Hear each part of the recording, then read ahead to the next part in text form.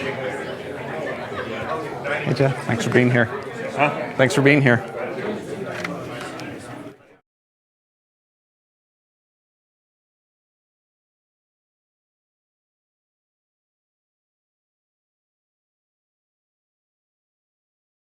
Good morning, everyone.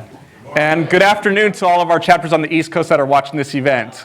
My name is Brian Rohrenbacher. I'm the Outreach Manager here at Reasons to Believe. And welcome to Reasons to Believe Chapter Connection Point. I'm really excited for this event. This is the first time they're actually streaming something from our conference center to all of our chapters. And so since this is the first time, there's a lot of moving pieces, a lot going on here. I just want to make sure that we start the morning off right. And so I'm going to ask the events director, the outreach director, Ken Holcren, to come up and just open us up in a word of prayer.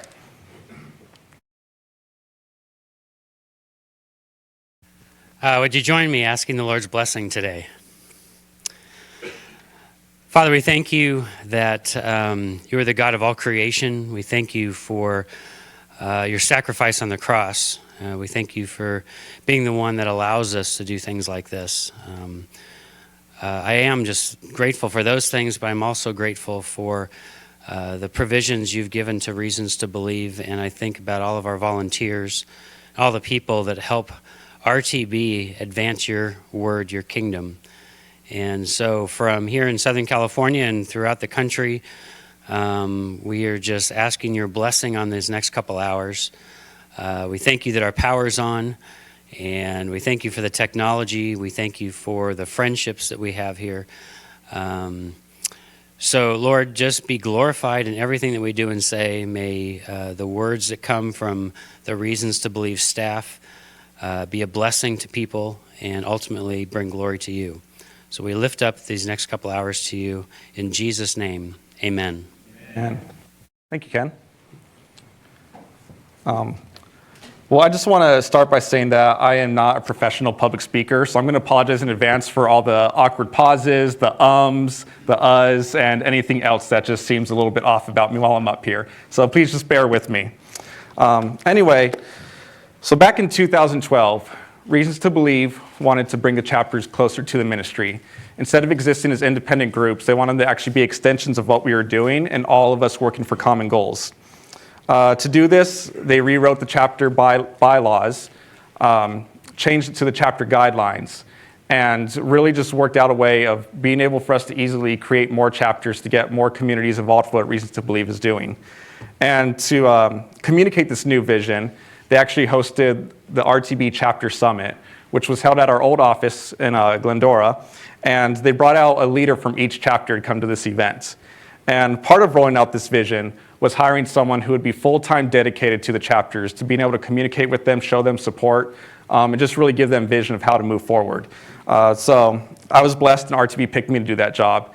The way things worked out between them being able to hire me having to leave my old job and start here, my first day of work was the first day of the chapter summit.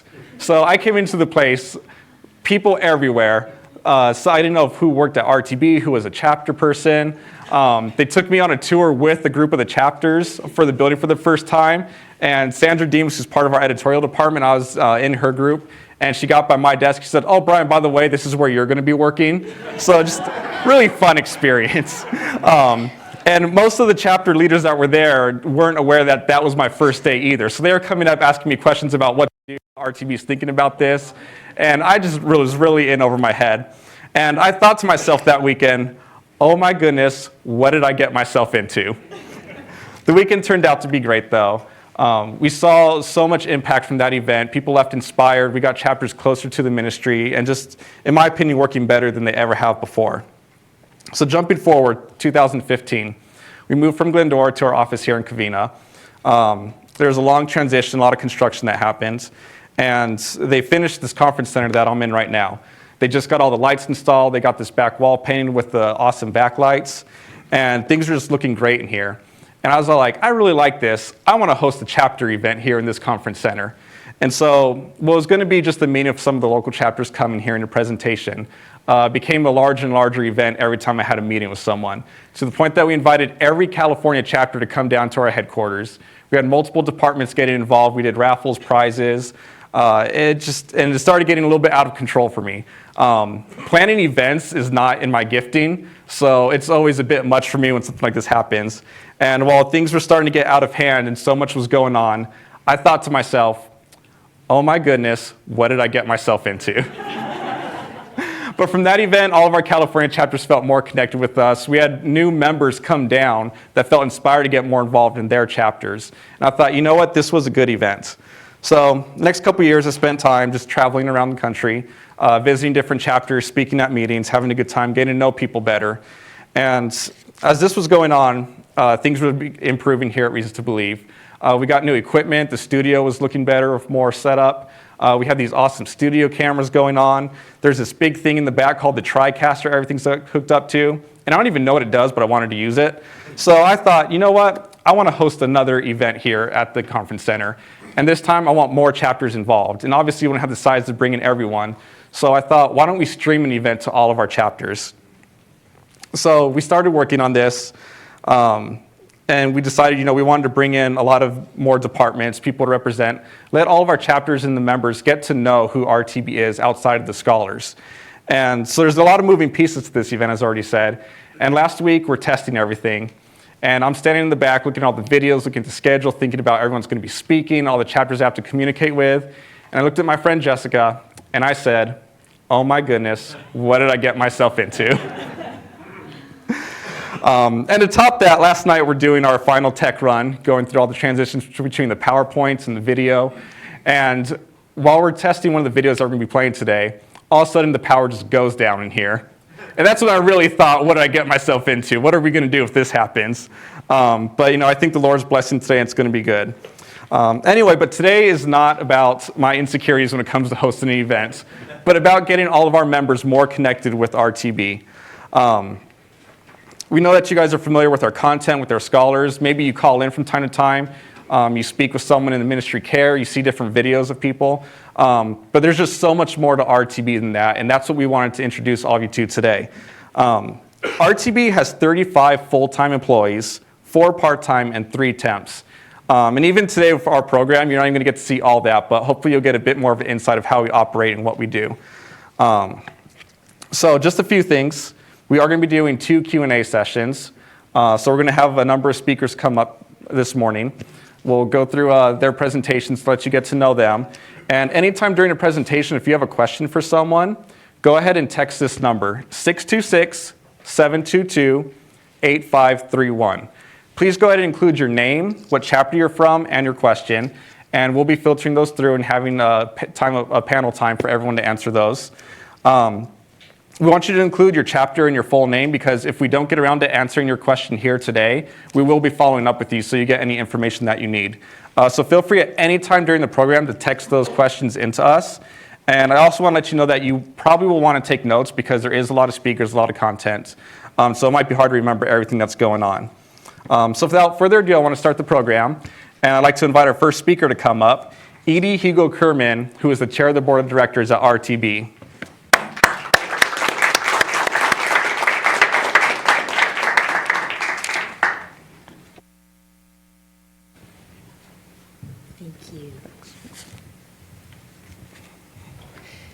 Hello.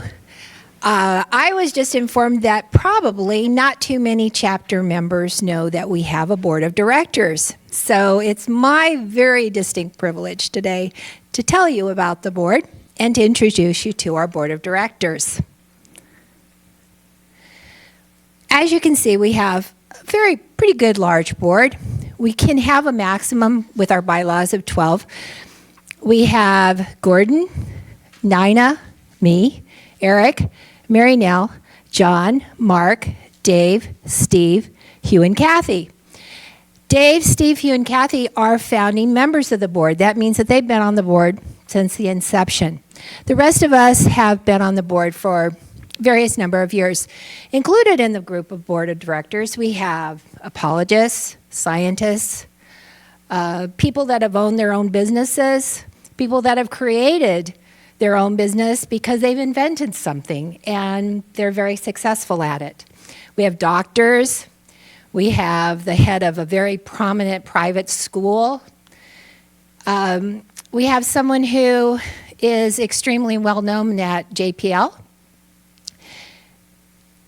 We're just privileged to have these people on our board. And let me just tell you something. Nonprofit boards sometimes have a reputation of being contentious or having problems. I just want to say that this board has no problems with each other. We're a very loving, kind board where we discuss ideas, we each have our own opinion, but then we come to a conclusion that we all live with. So within the board, the structure of the board has committees around it, and nonprofit boards have certain prerequisites that they have to follow in order to supply the ministry with good governance. And so some of the things are governance. We actually ensure the fiscal responsibility and the stewardship of the ministry, and that the ministry adheres to its mission statement. So that's one of our main goals. And how do we do that? We do that by our bylaws and by our board policy manual. We also have oversight into the actions and strategic planning of the ministry. So we spend a lot of time with our strategic planning committee looking at what the next year will be. How are we going to meet the goals of the ministry in a logical manner? And some people have described a board of a nonprofit ministry similar to the air traffic controllers at an airport. They don't run the airport, but they sure make sure the planes land safely. And that's our goal, is we want the ministry to land safely. We do have financial responsibility so that we ensure that our donors can be assured that our money is being spent wisely and that the ministry is on a positive note. We are actually responsible for legal compliance, so we make sure that all the state, federal, and local laws are complied with within the structure of our ministry. We also do risk management, so we are constantly asking ourselves, what if Hugh were to suddenly slip off that glacier in the middle of nowhere in Canada? How would we handle that situation? We also look seriously at the fires, the floods, and the landslides here in California, and the earthquakes. How do we manage the what-ifs of life? So we're constantly talking about that. Within risk management, we also have our succession task force. Now, Gordon has asked me to talk about succession, and what I can say is, thank you, yes, Hugh will retire one day, but that's not likely real soon. Okay, we have another goal is organizational impact. How does the ministry impact the rest of the world? How does the ministry impact your chapters? We're responsible for holding that discussion. We're responsible for encouraging the staff to have a direct impact on people's lives and to minister to the chapters and to our donors and to people attending events. And then we also have executive oversight. That means that we come alongside Hugh and Kathy and make sure that they're well cared for. That's one hat that we wear. The other hat is that we support. So you're going to see us at events. You're going to hear us making phone calls to donors. You're going to see us handing out DVDs and books to people. And you're going to see us out there encouraging people as volunteers. We come alongside the staff and we work as volunteers. So we have two hats, one oversight and management, one volunteers. Do we get paid? No. We pay all of our own expenses. We travel to events at our own expense. It's a volunteer position. And let me tell you, everyone loves it. Thank you.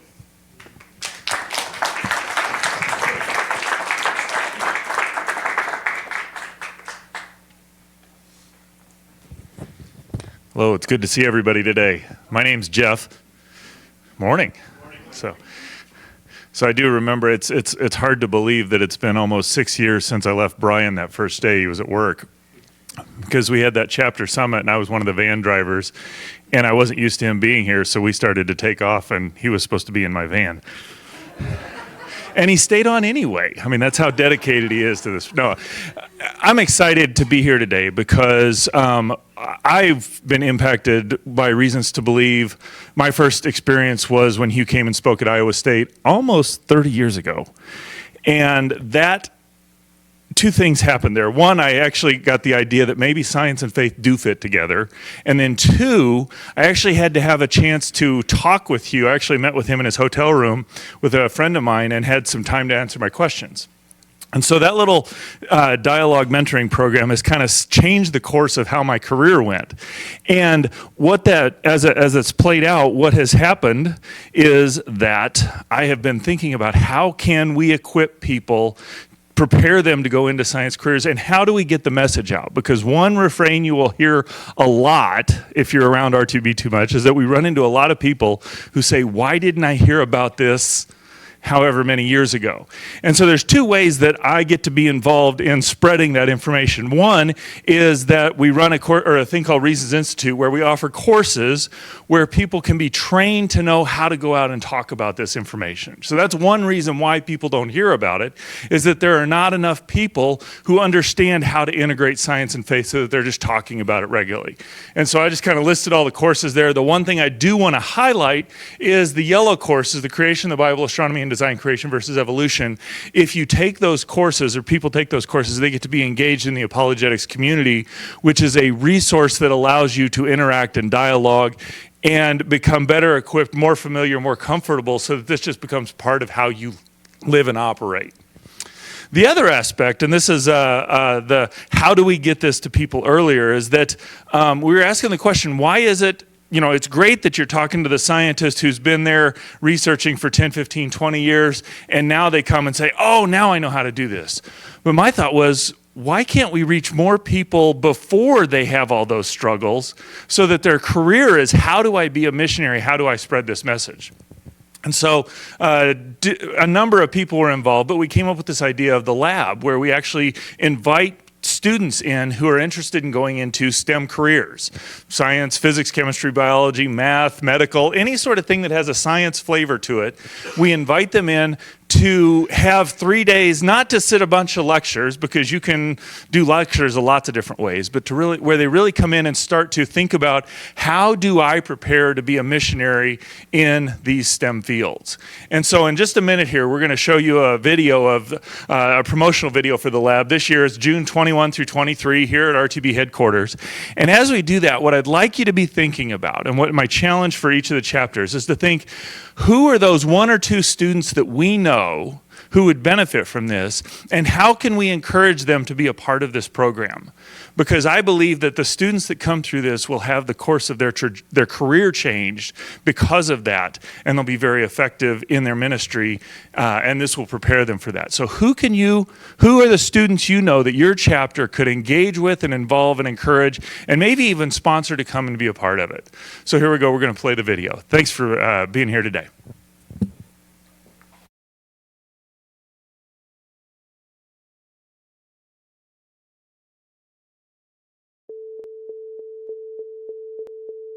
One day I was driving to work, thinking about a story I'd read the night before.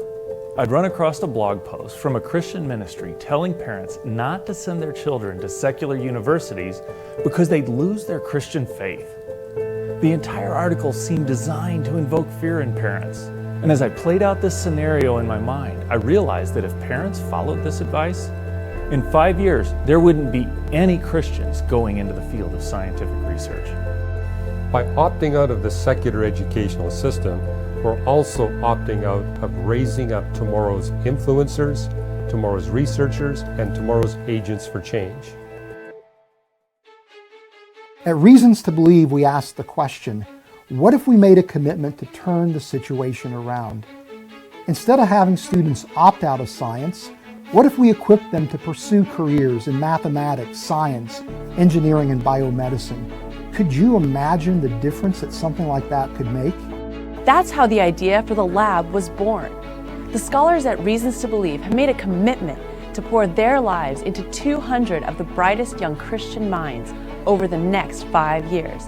and to raise up strategic leaders who will move into graduate programs and eventually into high-tech fields, becoming embedded missionaries for Christ and engaging in tomorrow's research.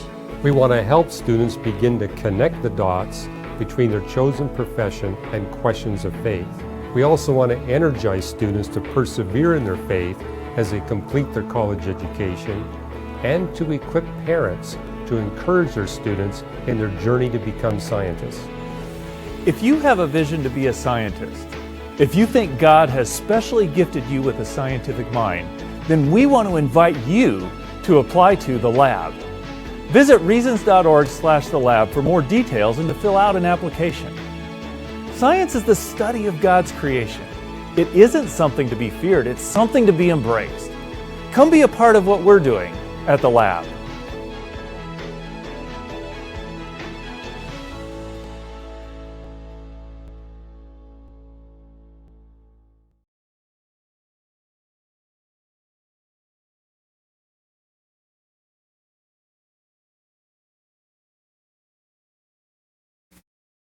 Good morning, everyone. It's great to see you as much as I can here. I'm really pleased to see everybody here, and I know there's a lot of folks out there watching on YouTube. I've been around Reasons to Believe a long time. In fact, Jeff and Fuzz call me the dinosaur at Reasons to Believe. Oh boy, what am I going to do?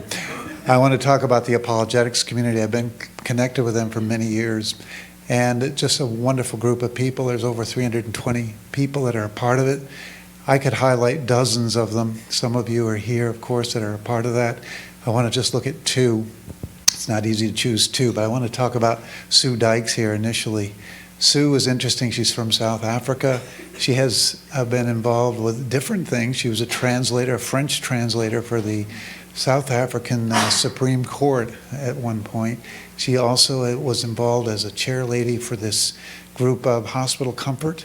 But her father-in-law passed away. He had a background in geology, and what happened was she was looking at some of the books that he was reading, and she saw the titles. He had a background in geology, but she sees these titles from Reasons to Believe, and she starts reading those books, and she got so excited about it, she wanted to know what more is there going on. She checked out the website. She saw that there was Reasons Institute. She took the courses, and she became even more excited to the point where she decided she wanted to be part of the University of Witwatersrand's paleoanthropology department. She went on and got a master's degree in that. This was very fortuitous in this sense that is kind of the area where it's cutting edge when it comes to hominid research. And Fuzz really benefited from a lot of the input that she was able to talk about because she's rubbing shoulders with these people. She's virtually the only Christian in that whole department there that was a part of this program. What was great, though, she went on to become a Reasons Institute instructor. She's part of what Jeff was talking about with the lab. Here's someone who had a whole different kind of a new career venue that she's working toward. Now she's working toward her PhD there. And so what's interesting is a lot of resistance, of course, going on. We're trying to support her with prayer. I encourage you to do the same. But she's almost there, and she's just got some hurdles to get over in the meantime. But I think it's just wonderful to think there's a Christian that's out there in this field that is, almost no Christians are involved. But she's there, she's making a difference. And we're very grateful for those kind of people because we have so many of them that are a part of the apologetics community. I want to highlight one other one. This is Jim Stearns. He has a very different background, telecommunication arts. He's a hands-on kind of guy. What he does is he's working with refrigeration, air conditioning, heating. But what's interesting about Jim is the fact that he was an ardent young earth creationist at one point. In fact, he was speaking and debating and so on and so forth about it. He ran into a book. It was called Creation and Time. And the subsequent books that came from that was a matter of days. But people found that. He found it. He got excited. He recognized he was going down the wrong path as far as trying to argue for the creation and how science can be integrated. He has become so zealous for it that he has spoken even in places like Romania on university campuses, obviously at his chapter. He is part of the Des Moines chapter that Ed Greer started. And so he's got an opportunity even coming up. He may be speaking to the state of Iowa's homeschool convention, some of the people there, just because he found that here's a way to reach people in a way that's going to really change their lives.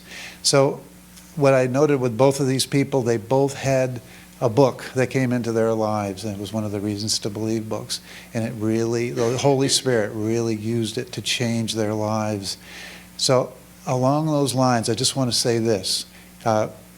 Jeff was talking about Reasons Institute. It's true, in March, you've got the Creation in the Bible course that's coming up. So if there are people in the chapters here who are interested, it's a great community. People share with each other on a Google group. There's so much good networking that goes on there.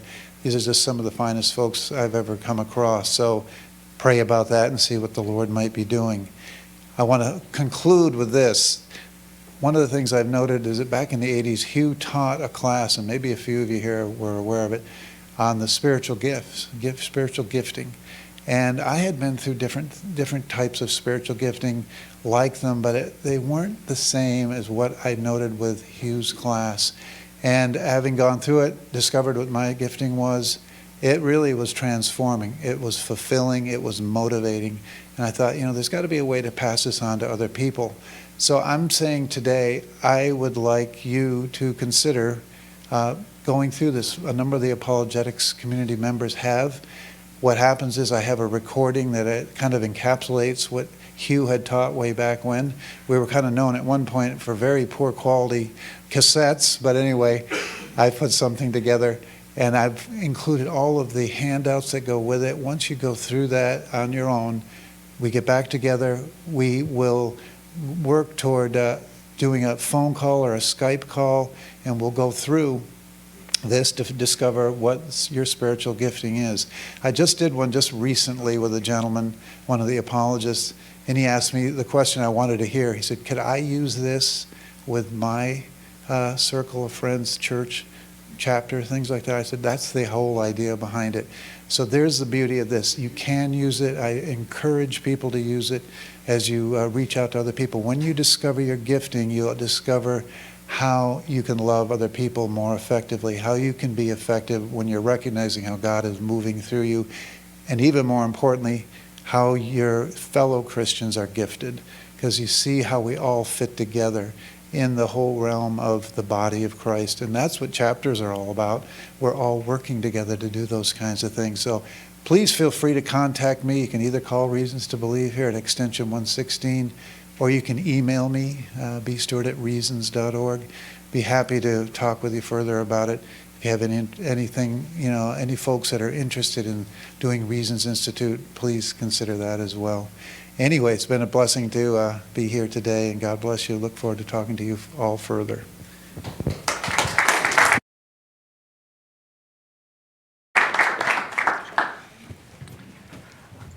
All right, everyone. I just wanted to give another reminder about sending in your questions. Again, that number is 626-722-8531. And again, include your name and what chapter you're from. And we got our first question already. And someone sent in, what did you get yourself into? So I'm still figuring that out. We'll see how it goes. But I wanted to come up a couple times during this program and just share some stories and a little bit of encouragement for chapters to try out. So as I mentioned before, Reasons to Believe changed the bylaws to guidelines in 2012. And part of that was one of the requirements was that anyone who wants to be a chapter officer has to read why the universe is the way it is. So when I started, I figured, I'm not going to ask a chapter officer to do something I wouldn't do. So I spent some time reading that book. Now, I don't have a science background. I studied visual communications in college. Most of high school was studying and playing music. And even for most of my young adult life, I wanted to be a stunt performer. So reading that book was definitely a challenge. I remember I was telling my girlfriend about it, who is now my wife. And one day she came over to my apartment and just saw the book there, and she picked it up and started looking through it. She's like, oh, is this the book you're telling me about? I was like, yeah, that's it. And she kind of skimmed through it. She's like, Brian, this is like a science textbook. What are you doing with it? Anyway, I thought the information was great from what I could understand, but it didn't quite click with me right away. I still had some trouble with it. And after the second summer I was here at RTB, I decided to go up and visit our Fresno chapter. And once a year during the summer, they actually host a star party up in Yosemite on Glacier Point. And so I went up there to spend an evening with them. And there was no moon, completely clear skies. And the view was just amazing. And they do this so, one, that they can kind of build community in their chapter. And the second part is outreach. That while they're up there, they start talking to people about, who the chapter is, what they do, talk to them about reasons to believe, and just give evidence for a creator. So being up there with that chapter, having some of the knowledge that was in the book, but then actually seeing people talk about it and execute, the content of that book, that's when it really clicked for me. That's when I was like, I get this now. So my encouragement to you in all the chapters is that you consider going outside, experience creation with your chapter, and give people reasons to point to a creator. So I will let you know, like, for people like me who struggle with some of the science content, it had a large impact on my life, and it's something I've actually gone back up to another 2 or 3 times. So that's my encouragement for that. So we're gonna keep on moving here, and our next speaker is Jocelyn King from the editorial department.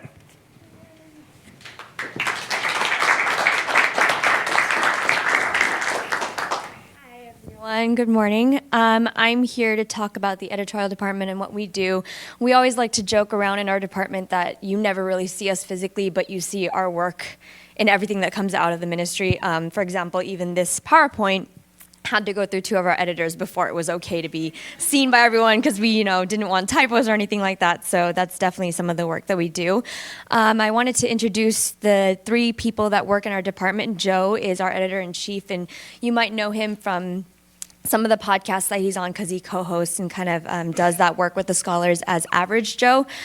He manages RTB Press. He also obtains endorsements and works with various publishers and authors and visiting scholars. He also does the coordinating for all of the scholar blogs and the visiting scholar blogs. So you see him around a lot, especially in conjunction with the people that work and do a lot of the editorial content on the Reasons.org website daily.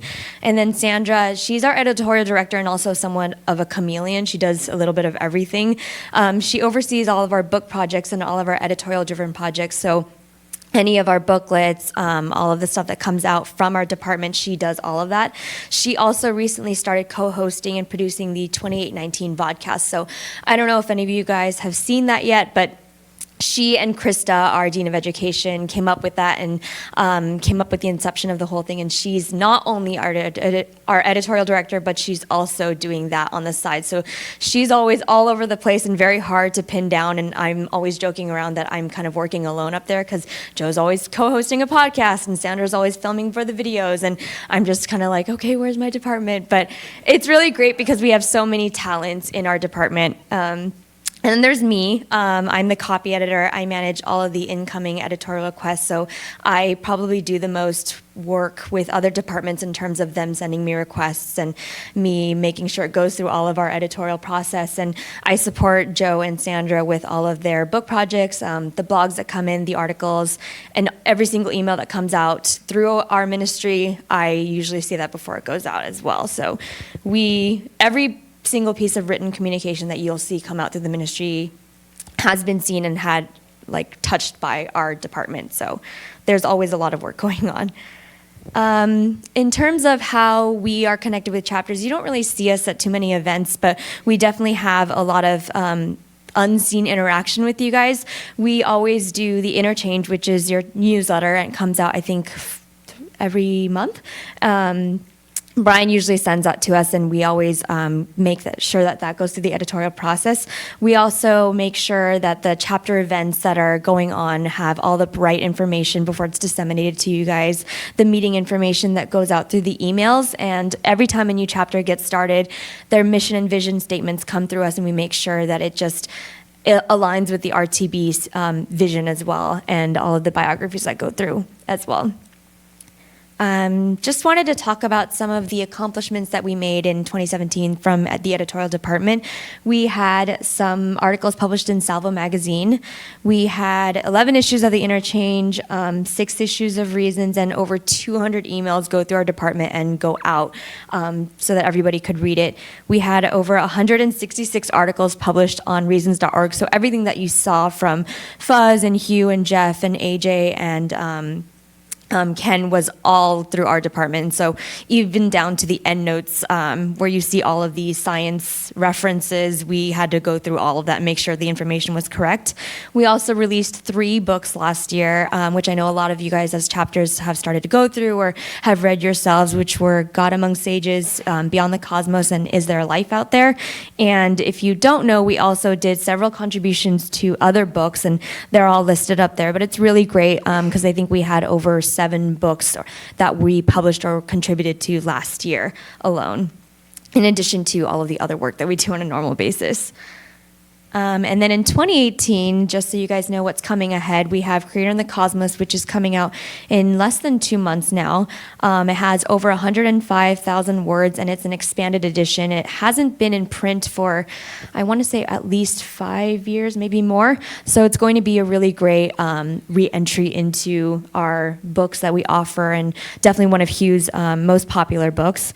We also have Building Bridges, which is a collection of scholar essays from when Jeff, AJ, and Fuzz went down to Istanbul to offer surveys about the RTB creation model. We wanted to also highlight that it's going to be AJ's first book with us, so it's going to be a really great accomplishment for her. And then in September, we have Always Be Ready, which we're all really excited for. We've started to call it in our department, jokingly, Hugh's memoir, because it's his first technically non-science book, which is going to be really exciting because we haven't really seen something like that come from him. So we're excited to kind of see more of his heart for evangelism and witnessing, and how his theme verse has impacted his life. And with that, we just wanted to end with the Creator in the Cosmos book trailer, which is having its world premiere here at the Chapter Connection Point. We wanted to make sure that you guys all saw it for the first time, and you're actually the first group of people to see it outside of our RTB staff. So I wanted to end with that so you can kind of see and get excited for the new book that's coming out in March. Thank you.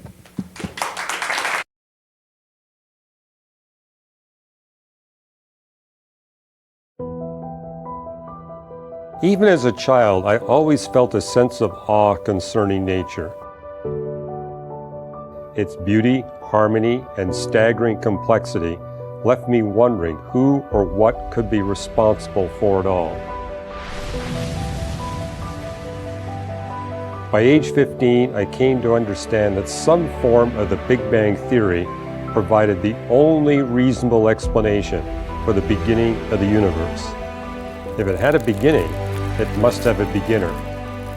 From that point on, I never doubted God's existence, but I presumed that the beginner was distant and impersonal. I reasoned a God who built a universe of more than 10 billion trillion stars would not concern himself with events on an insignificant speck of dust we call planet Earth.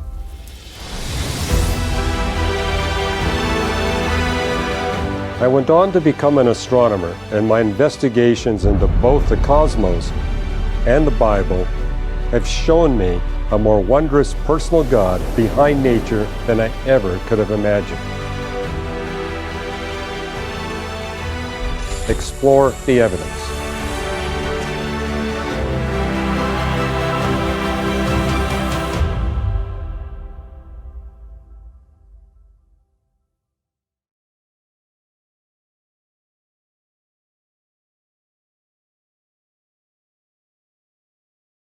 Well, good morning.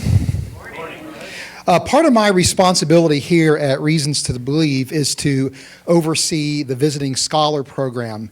And maybe some of you are not aware of what the Visiting Scholar Program is, but it's a very important project for us as a ministry in which we are trying to build, for all intents and purposes, a virtual scholar team that would include, we hope one day, several hundred scholars from a wide range of disciplines, including the sciences, engineering, medicine, philosophy, theology, biblical studies, and the list goes on. And the hope is that through that community of visiting scholars that we are able to organize and assemble, that we will broaden and deepen our expertise as a ministry when it comes to science faith issues, but also that we will greatly enhance our impact and our effectiveness in doing outreach as a ministry. And we also hope, too, that as staff scholars at Reasons to Believe, we can encourage and motivate and help enable the personal ministries of each member of that visiting scholar community. And right now we have over 50 plus visiting scholars in the community, and the hope is by the end of this fiscal year that we very well may be close to 100 visiting scholars. And so can you imagine the impact that we can have? And so we find this community of scholars an invaluable resource for us, but we think that they can also be an invaluable resource for our chapters as well. And here are some ways that we think that our visiting scholar community can help you be more effective.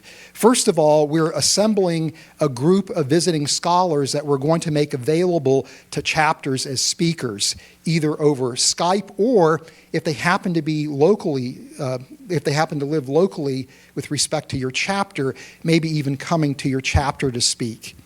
We also have visiting scholars here on the RTB grounds throughout the year, and they will typically give a talk or two to our staff, and we record those talks, and those talks as video recordings can be made available to chapters as well to use during chapter meetings. We also sit down with the visiting scholars and record these short 5 to 8 minute interviews that we post on our YouTube channel that address science faith issues, oftentimes in the area of expertise for those particular visiting scholars. And again, these would be ideal to show at chapter meetings. I'm also excited to let you know that we are launching a brand new blog on our website called Voices, which is devoted to the writings of our visiting scholar team. And so that's something that you're going to want to check out, but also please take opportunities to share those blog posts with people that you know, including people in your chapter. So we're really excited about the Visiting Scholar program, and I think, again, the Visiting Scholar program can have a big impact on what you do. But you can also help us to build that Visiting Scholar program in this way.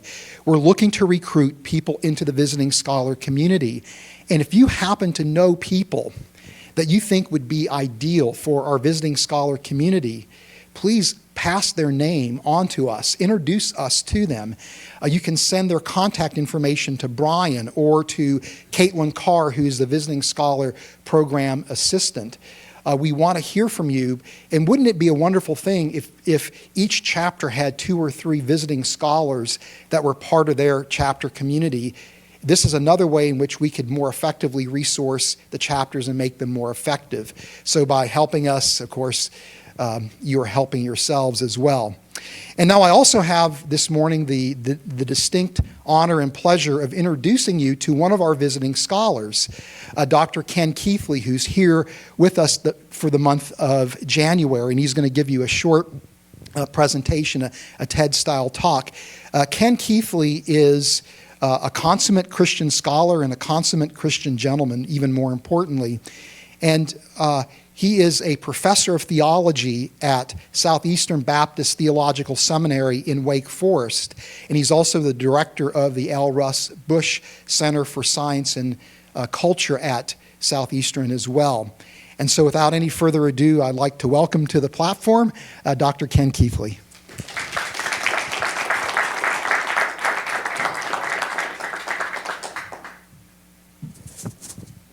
Well, hello, everyone. I'll just see if I can get this to work. Here we go.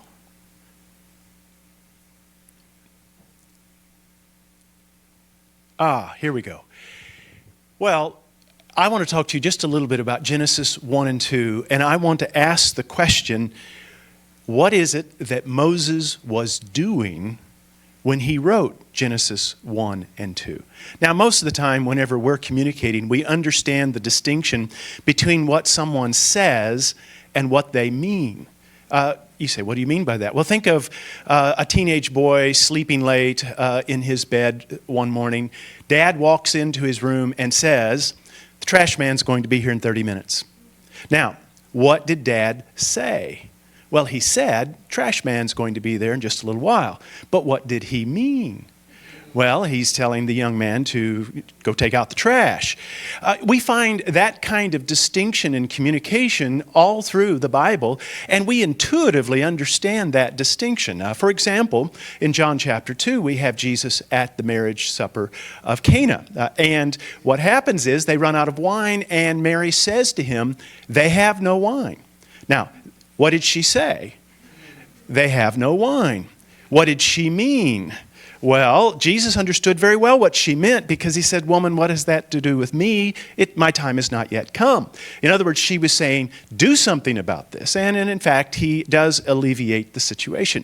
So we understand what the text may say. We understand intuitively what the text may mean.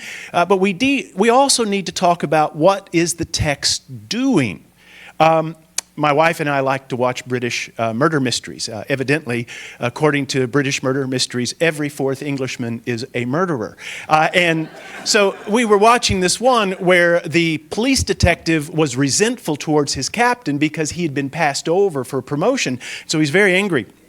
And it just so happened that the police captain also was having an affair with his secretary. And so they have a scene where they're having the Christmas office party. Everybody is there, the secretaries, the staffs, the detectives, and the spouses. And so the captain and his secretary, they're talking to a group of people. The captain's wife is over at another group talking to them. And the resentful, angry detective goes over to the wife. And he talks to the wife for a little bit, and then he motions over towards the captain and the secretary where they're talking, and he says, it's remarkable how often those two have to work late at night. And then he walks away. Now, you can see the realization coming upon the face of the captain's wife.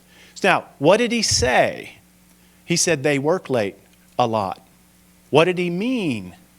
They're having an affair. But what was he doing with his words? He was using his words as a weapon. He was getting revenge. He was getting even with his boss. And so anytime one looks, and literary critics will always look at a text and they will ask the questions, what is a text saying? What does it mean? And what is the author doing? And I'd like to just take a few minutes at some of the ideas that people have had about what Moses is doing.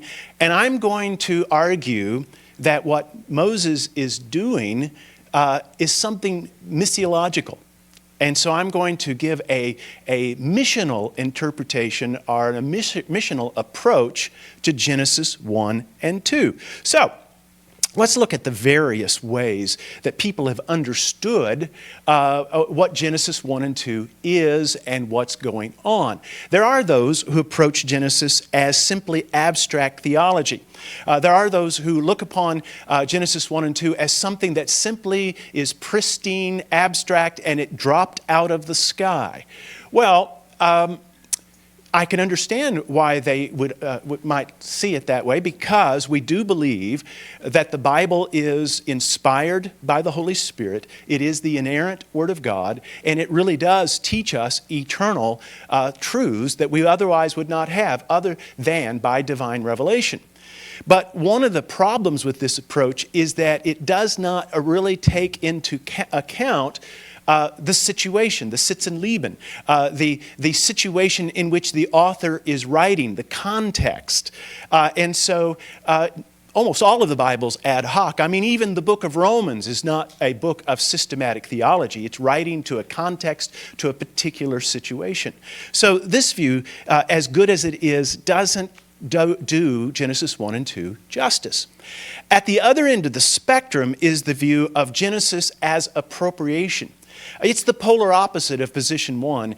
In position, this view would say that what whoever the author of Genesis is, what they did is that they borrowed ancient Near Eastern text, various elements of the myths such as the Enuma Elish or the Gilgamesh epic, and that what you have is Genesis 1 and 2 is sort of a literary Frankenstein monster. It's just been stitched together very poorly. And so you have these two creation accounts that don't fit together very well. Well, what can we say about that? Well, I think we do need to recognize that the author of Genesis, and I do believe Moses is the author of the Pentateuch, the author is employing ancient Near Eastern terms, concepts, and ideas.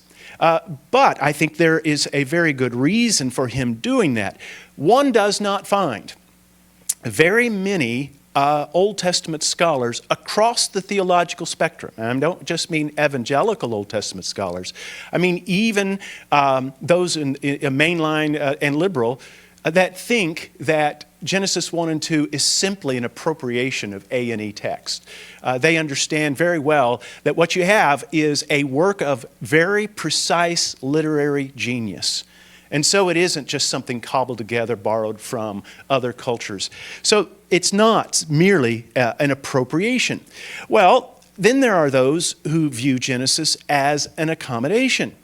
That it's simply presented to us in accommodated language. And John Calvin, in his commentary on Genesis, argues this very well, in which he points out that Genesis 1 and 2 is written for a common audience to be understood by everyone everywhere.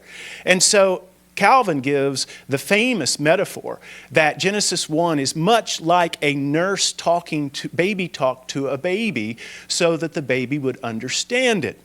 Well, I think that the doctrine and the principle of accommodation is a significant biblical truth. In fact, I would argue that the whole Bible, in a sense, is an accommodation. So we understand that that is an important principle. However, and unfortunately, there are many today who are using the idea of accommodation in what I would have to consider an illegitimate way, in that there's a big difference between saying that God has accommodated down to our level and another thing to say that God has accommodated error. And I think that that is an illegitimate use of the notion of accommodation. And let me just say, many of those who are arguing for accommodation today, one detects in them a rather significant chronological snobbery.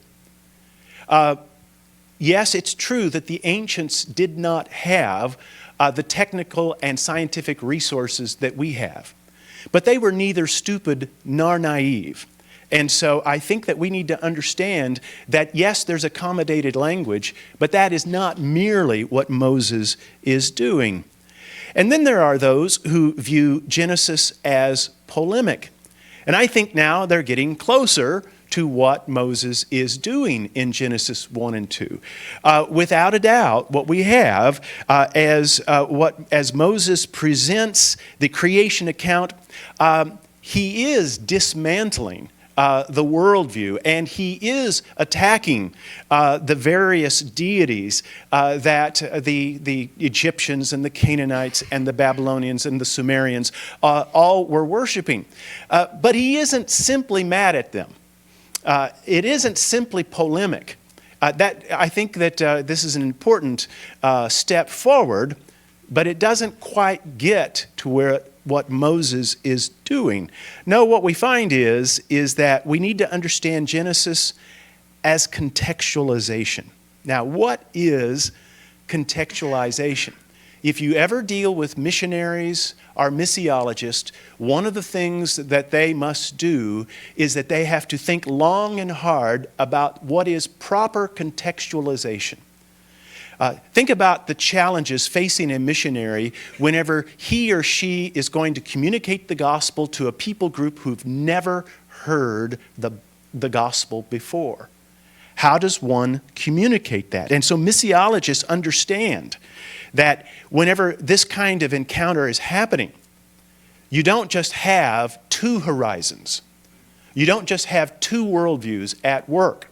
And many times, whenever we approach the Bible, we think, okay, there is the original context of the author, and then there is the context that I have as a modern reader. That's two. Missiologically speaking, we understand that there's actually three worldviews going on in Genesis 1 and 2. There's not only the worldview of Moses, and not only my worldview as a modern, but there is the worldview of Moses' original audience.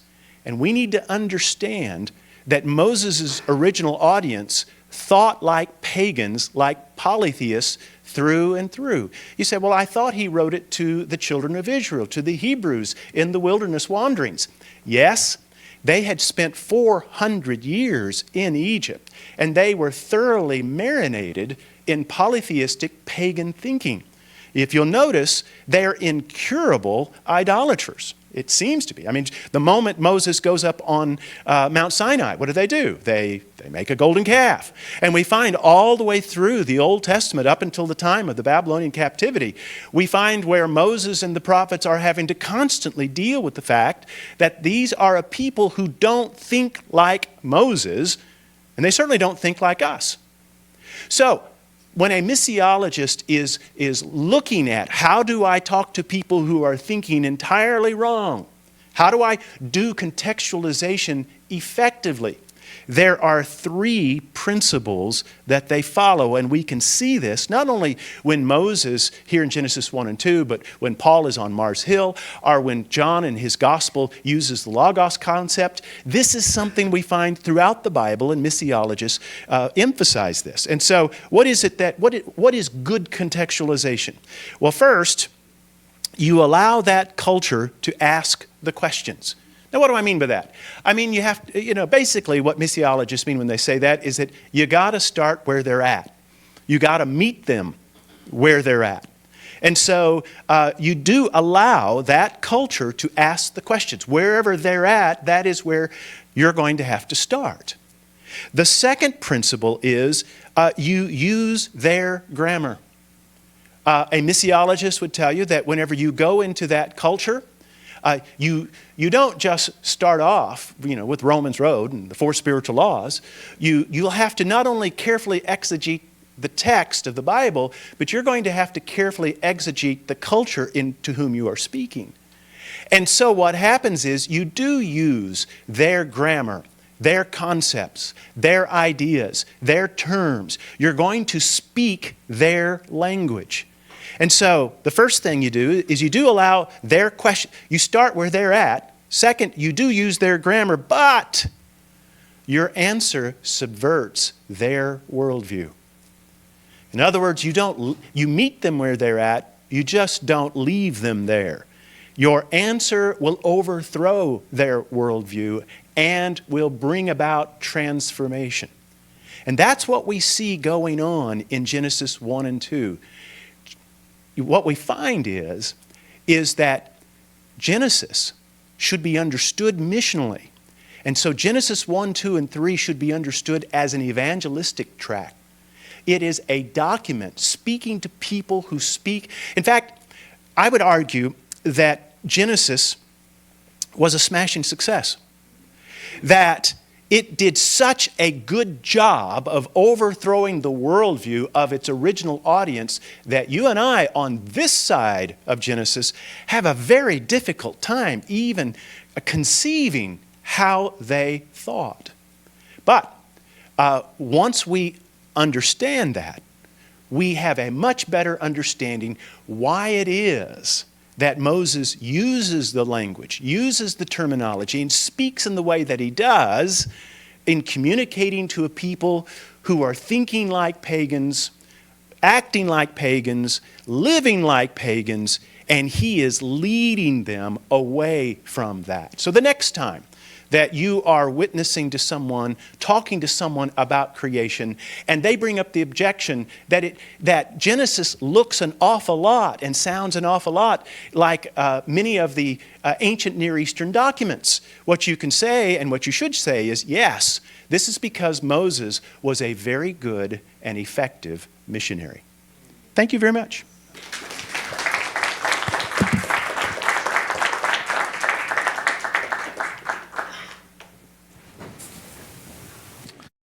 Hello, everyone. So we are going to get started with our first Q&A session. So if you have any last-minute questions to send in, text that to 626-722-8531. And just remember, if you have questions about, maybe the vision or direction of RTB, that'd be a great question you could send in for Edie. Anything about Reasons Institute, the lab. If you have questions about maybe how to talk about the lab to your church, Jeff can answer those questions. Anything about the apologetics community or spiritual gifts, Bob can cover those. As far as anything of our upcoming books or past books, just questions that editorial might be able to, those would be great for Jocelyn. And of course, there's visiting scholars for Fuzz. And just even if you have any questions about Ken's presentation, send those in right now. So while we're getting set up, if I could have all the speakers that spoke in that first session go ahead and come on up. And I'd also like to welcome Anastasia, who will be hosting our Q&A.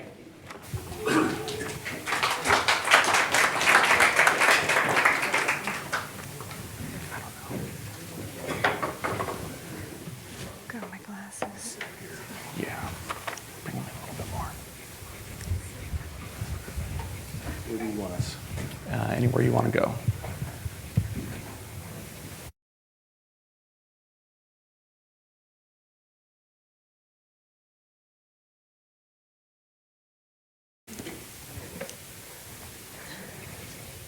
So how's everybody doing so far? Is this great or what? This is fantastic. This is so much fun to get to share with all of the chapters, everything that we do and who we are, and kind of get more of a connection. This is the whole title of it, but just get a better connection. And so now again, keep texting in your questions. We have some questions coming up here, and I will be taking questions from the audience as well, so just be patient. So let me go ahead and get started here. I have Mike in Norman, Oklahoma, and this question is for Jeff. Is the lab appropriate for high school students, college students, and graduate students, and any other people? So, microphone, thank you. So the lab is specifically designed for college students. Anybody who's in college is going to fit in there. What I will say is this, that there are high school students who will be able to handle the material and interact at that level. So I would say if you've got somebody who's in high school but is really asking these questions and is pretty convinced they want to go into a scientific career, to have them apply. We look at all the applications individually and assess each person individually whether they think they'd be a good fit. It's designed for college students, but there are high school students who would greatly benefit from it.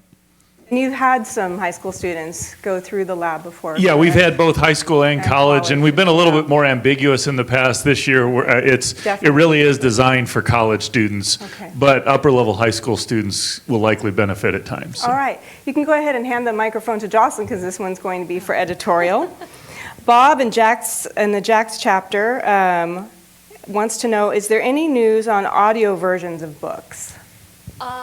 We haven't had an audio version of a book come out in a while, actually. We don't currently have any plans, but we would like eventually to turn more of our books into audio, but no current plans as of right now.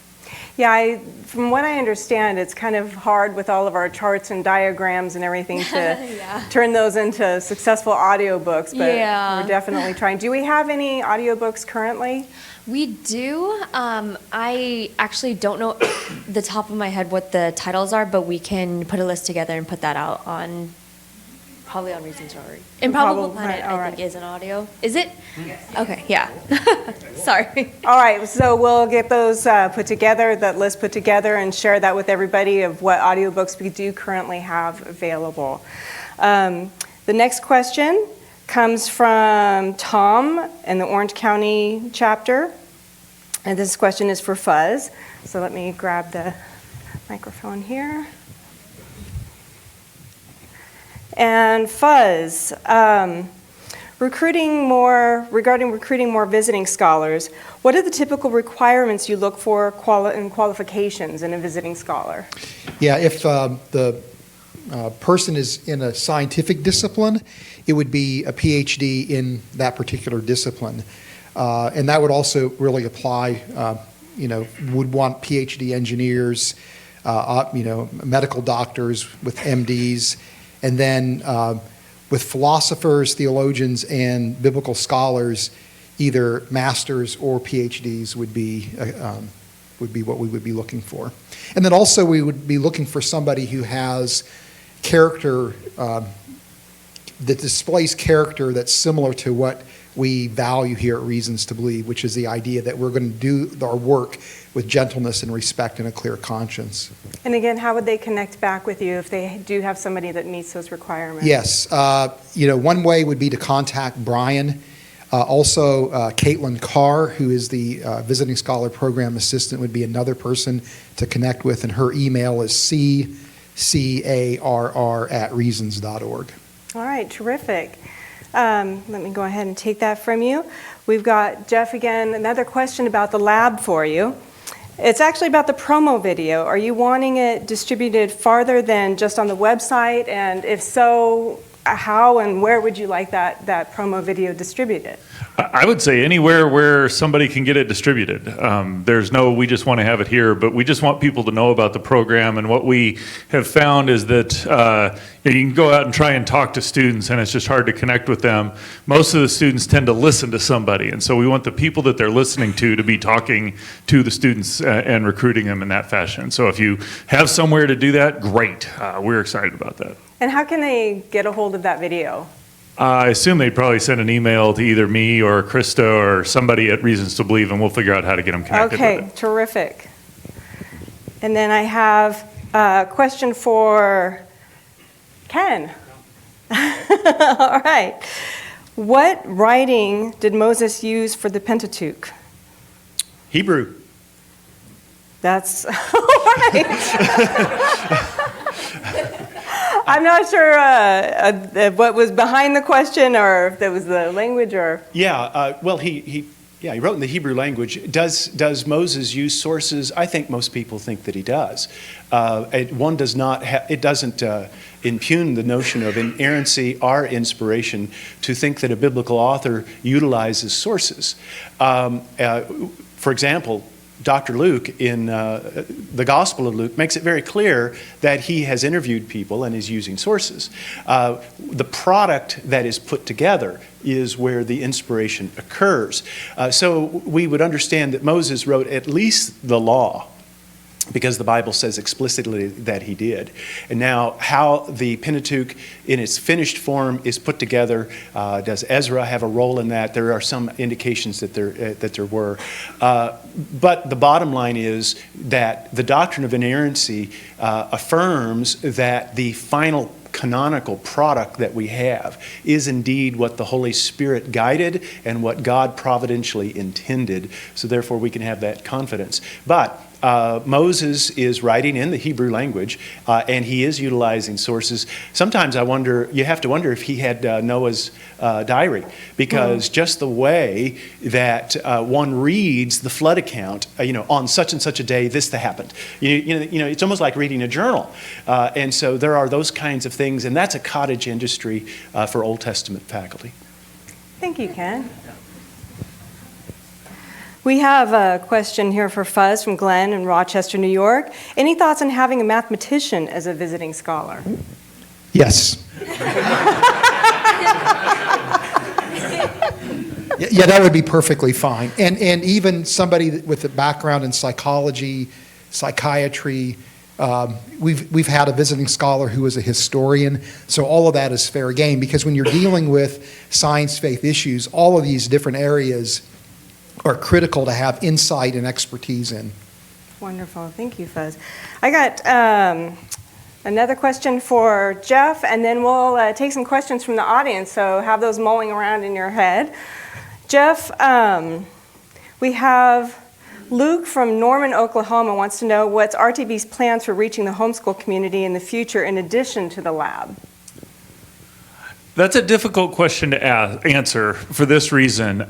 We've been engaged in various homeschool environments. There's been places where we've been better received, some where we're less received. But when you look at the engagement we have there, the names we collect, and how much of that turns into people who connect with reasons to believe, there doesn't seem to, the return on the investment isn't quite as high as we'd like. And so somewhere, while it's very much something we want to do and engage that group, it's also we got to be wise in the use of our resources. And so I don't have an answer to that. We'd love to find ways to do that, but it's probably going to become in equipping people who can be in that community and do it well. Got it. All right. We have Ken Holgren who has a microphone, so just put your hand up if you have a question and he'll get you here. Good morning, everybody. Thank you for doing this. Ken, question. What is some of the evidence from within the text itself of Genesis that it was missional in its intent? Yeah, that's a very good question. What we find is that in the ancient Near Eastern myths, Enuma Elish comes to mind, are the coffin texts that one finds in Egypt.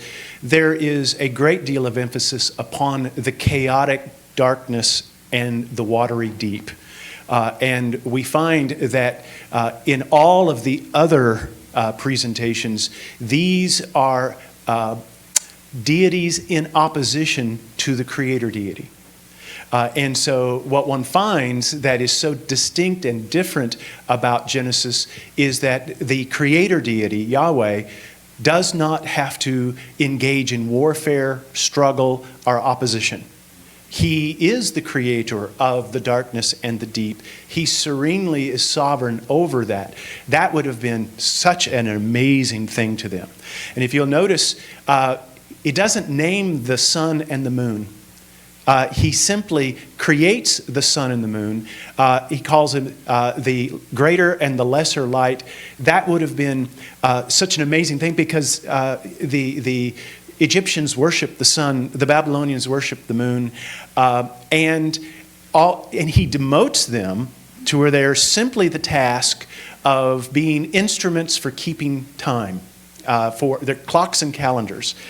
And you have to, and here's where you and I am always amazed that newspapers still have astrology sections, the horoscopes, right? Yeah, I just think, who still reads that? Okay, that's because I think like a modern American. I don't put any stock in that. I don't think anything about that. We fail to grasp how the ancient Babylonians and the Egyptians were terrified of the stars. They believed that the stars were entities in control of their lives. And so astrologers were the high priest. What scientists are today in modern culture, the astrologers were in the ancient culture. And it is remarkable what Moses does with the stars. How does he demote them? In your typical English translation, they only have 5 words. He made the stars also. Okay, well, that automatically lets us know, first off, it lets us know that this is not going to be an elaborate, exhaustive scientific treatise. I think there's a lot of science that one can glean from Genesis 1. I am what I'd call a soft or semi-concordist. But I have to recognize his primary interest is to de-deify nature. And so what he does is that he demotes the stars, to being just almost an offhand afterthought. And he made the stars also. And mostly in this, and I'm going to give another talk next week where I'm going to go into the ancient myths in greater detail. But in all of the other myths, like the Babylonian myth, whenever the gods are aggravated at Marduk for making the heavens and the earth out of Tiamat. He sliced her in half. The bottom half is the earth. The upper half is the sky. Now we are all having to work to take care of this. Do something about it. Well, of course, Marduk, that was his grandmother that he killed. And she's got a gigolo that he has captured. And so he goes over and he cuts his throat. And as he cuts her throat, the blood gushes out. And from the blood, he fashions humans. And the humans are slaves. They are worker bees. They are drones. They are to alleviate the work and the suffering of the gods. And so you have an entirely different ethic in Genesis 1, where man is created as the capstone, as the ultimate, as the highest. And instead of man created to provide for the gods, you have where God makes a garden and provides for man. And he enters into a loving, beautiful relationship with him. Totally Wonderful. Thank you. Yeah. Okay, another one for you, Ken. Just love your interpretation of Genesis. You know, the idea that this is a rewrite of the other myths and so forth, kind of setting the record straight. The question is, does the framework hypothesis fit into that or not? Yeah, it actually, because I'm talking about motive, I do think that I think the framework hypothesis is a pretty good understanding of what's going on. There is a structure, there is an order there. It was without form, it was unformed and unfilled. And so the first 3 days you have it formed, the last 3 days you have it filled. I think the temple motif is there also, in that you do have where he's establishing as a temple there. And this is something that the ancient other cultures would have understood very well, because the Egyptians operated within a framework of 7. And you have the Babylonians understanding the world as a temple. And so he's using language and he's using concepts that they will understand. You got to remember, contextualization is a very dangerous thing to do. You have to do it very carefully. Missiologists are very worried about, am I dropping or losing something crucial as I communicate in their language? And syncretism is a very real danger. So missiologists think about these things. But reaching an unreached people group is so important, it's worth the risk. And that's what Moses is doing. So he's using their terms, he's using their concepts, he's speaking in language that you think about it, every church planter, whenever he goes into a new community, he's trying to understand, how do they talk, how do they think, what's their grammar? That's what Moses is doing. And as he does this, he's using their language, but he's subverting and overthrowing their worldview as he does it. Thank you. Okay, we're going to cut it off at that point so that everybody can take a moment here, and we're going to have like a 10-minute break coming up here. I do want to say, I know I saw more hands up, so even here in our local chapters, text in your questions, and like Brian was saying, we want to answer all of your questions, and we'll make sure that they get answered. And to our chapters all over, there are some that we missed, and so again, we'll get your questions answered. But for now, we're going to take a 10-minute break, and it's a good time to get up and stretch your legs and get some refreshments, and we'll see you back here in 10 minutes.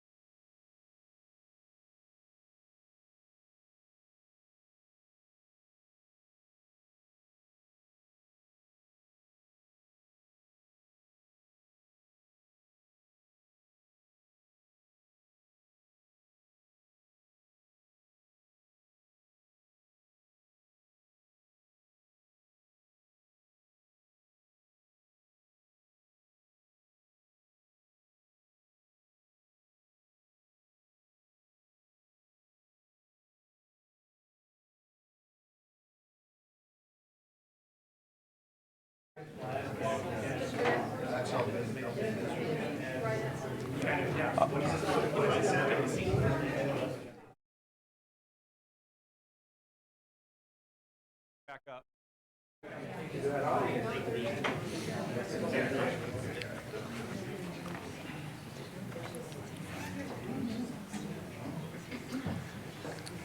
Okay, and welcome back, everyone. Thank you so much for being part of the first half of Connection Point. We're a little behind schedule, but I think it's going really well. I hope you're all enjoying it. Before we start moving off the second half of the program, I do have another story that I want to share. So as I said, I don't have a scientific background, and I struggled learning some of the content that RTB produces. So in my early years working here, I spent a lot of time visiting the local chapters, Orange County, Los Angeles, going up to Antelope Valley. And these were all great chapters that they don't just play a video or have a presentation and then call it a day. They actually always work in discussion time into their chapter meetings. So one thing for me was that when I started, I was trying to read some of the books, struggling with it. I went to our media manager at the time. I was kind of telling him where I'm struggling, and he told me some of the best advice I got around here was, don't get stuck on anything that you don't understand. Don't try and reread it if it's not something you comprehend. Just keep pushing forward. It will make sense later on. He then walked me back to our warehouse, grabbed a stack of DVDs about this big. He's all like, watch these in your free time. He's like, that's going to help you too. So as I did that, I started to understand a bit more, grasping some of the concepts. But sharing the information, talking about was still a bit of a struggle. And that's where these local chapters really played a part in this challenge for me, was that I would go there and I wouldn't always speak up, but I would listen to the questions they're asking. I would listen to the way people answer. And then they would even bring me and they'd ask me questions. And being part of those experiences is how I learned to talk about what I was learning at Reasons to Believe. And soon after that, I still thought I didn't really have much knowledge on the content. But sure enough, I'd see a conversation online or I'd be hanging out with my friends, something would get brought up. And all of a sudden, I would just repeat fuzz and jump right into it and know what I'm talking about. I was like, where did that come from? So my encouragement to all of you today is that consider having times of discussion.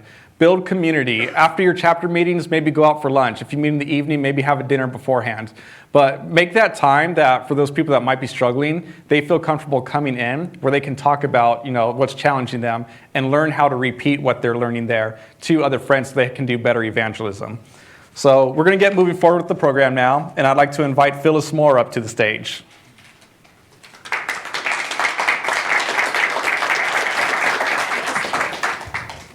Good afternoon, everyone. It is so bright up here, so I can't see y'all's faces, but can y'all hear me okay? Yes. All right, wonderful. My name is Phyllis Moore, as Brian said, and I have the pleasure of managing the Ministry Care Department. So whenever you call into the office, whenever you come into the office, whenever you have any questions, you will talk with one of my team or myself. So I look forward, if I haven't met you before, meeting all of you at some point.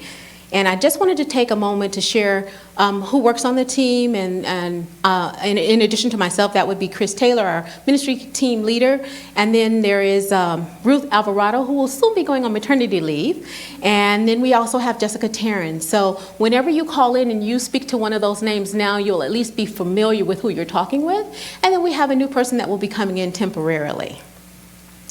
Brian gave me a challenge because when I turned in my slides for this presentation, I think I topped every one because I have so many slides. He said, you only have 5 minutes to speak and you cannot do it in 5. And I said, challenge accepted.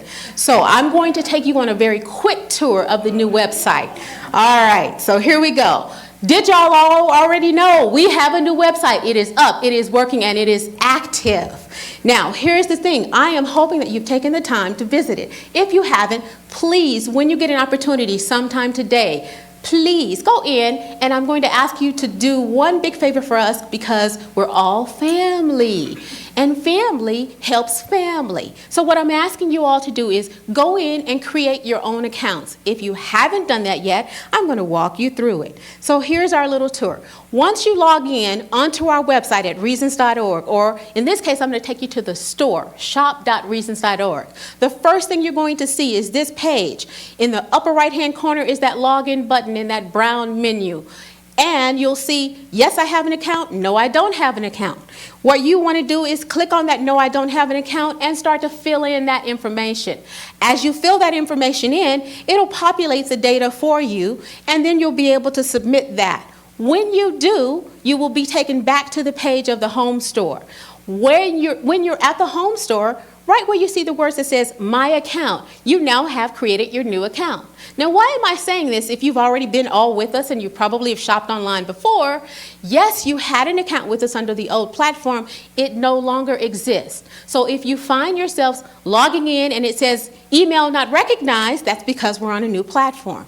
Now, once you've created that account and you go to the My Account section, if you drop down where it says My Account, you'll pull that information up, and I want you to complete the information that we're asking for. Because what we started with is just the basic shell. It's going to give you the name, it's going to give you your phone number, but it won't have your address in there. And we want to be able to send the resources to the proper place. So once you go to that next page, you'll update the account. When you update that information and then click that Save button, now everything will be filled in for you. And yes, that is my real information up there. All right. So as we move forward, you'll notice, yes, I told you I'm doing this in 5 minutes. As we move forward, you will be able to see, when you come back through the pages, you can see your giving updates. One of the things that is so wonderful about this new website is that you no longer need to call Ministry Care when you want to get a copy of your giving statement for 2017. You can see where you are, you can see how long, you can see what gifts have been registered against your account. You also will be able to update that information if you want to change something by clicking on either the giving history, or as we go forward, you'll be able to see exactly what you've been giving in donations. If you want to make a donation, go online and you can go ahead and make your donation. It'll take you to the donation page, but it'll also make sure that your account has all the data that it needs. Then I want you to remember that if you get stuck, if things don't go well, please, please, please call us. We have the ability to walk you through it online. We'll even do it for you. We'll create the password for you, tell you what the password is, and then have you go in and try it online with us, helping you out. So if you have any questions, please remember to give Ministry Care a call. We're here to help as fast and as quickly as possible, and we really, really enjoy helping you all. That's it.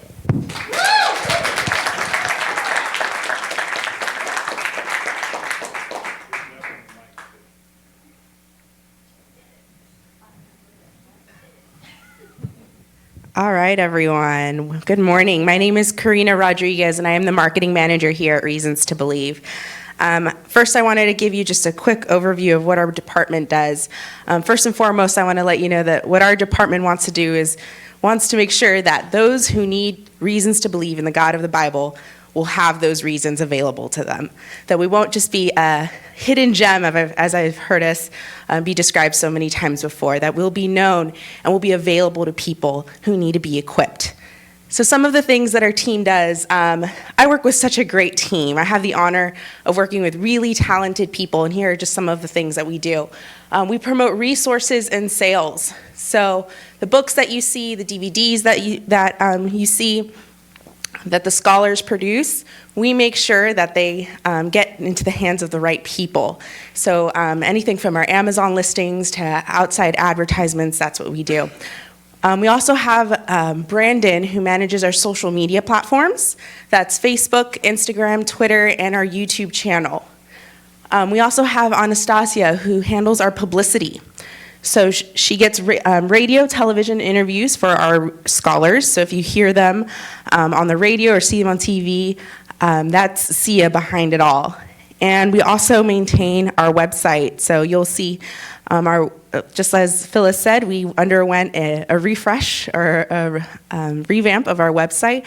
That's something that we were involved in. And we also have a team that oversees our media. We have Sean, who does a great job with our graphics, and Nick, who's actually working on getting this all streamed right now and does a lot of our video, or all of our video production. So all those videos that you saw today, that's Nick behind it all. So that's our team.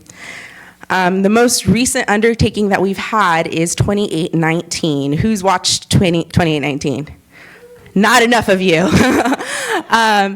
It's a great YouTube show that Krista and Sandra have put together, and they're actually co-hosting it. And it's a great tool for people to be equipped to share the gospel. So we have a very quick video from Krista and Sandra for you, and they want to share with you.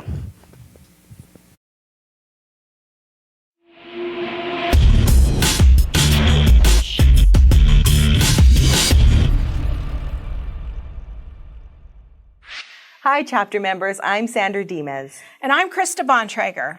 And you might recognize our faces from RTB's newest endeavor. It's a brand new podcast called 2819. And we came up with the name 2819, kind of a nod to Matthew 28:19. You might know it as the Great Commission. It says, therefore go and make disciples of all nations, baptizing them in the name of the Father, the Son, and the Holy Spirit. Yeah, and you know what? It's really the heart of our mission with the show. Our goal is to inspire people like you, our faithful chapter members, to actively share the gospel with non-believers in an entertaining and educational format. So you can watch the full show, or you can get a link to just a particular segment, which makes it convenient. Yeah. But speaking of social media, we'd love to just connect with you on social media. We have Facebook, Twitter, and Instagram pages, and we're at 2819 Show. So right now you're watching this video.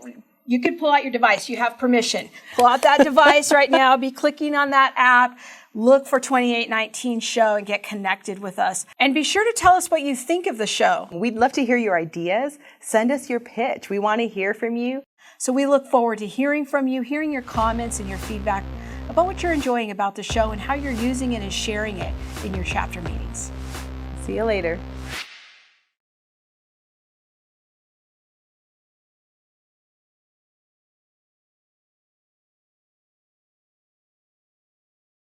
Those friends that you might have that are unsure on how to share the gospel, it's a great way that they can get equipped and get a bite-sized piece of what we do here at RTB. And the last thing, how can you be part of the marketing team? How can you help us? In case you haven't noticed, our most recent DVDs have been updated with better production and discussion guides that come with the DVDs. And we actually did this with you guys in mind. We knew that the chapters use our DVDs, and we wanted to make sure we were optimizing them so that you can use them for your ministry purposes. So I'm going to ask that you go later during a break or after this event to reasons.org/chapter survey. And we want to know, what do you think of our DVDs? How have they been helpful? It's very quick. It's only about 5 minutes of your time. And we would really appreciate it, because that's what we do here. We want to make sure that we're equipping you to share the gospel. Thanks.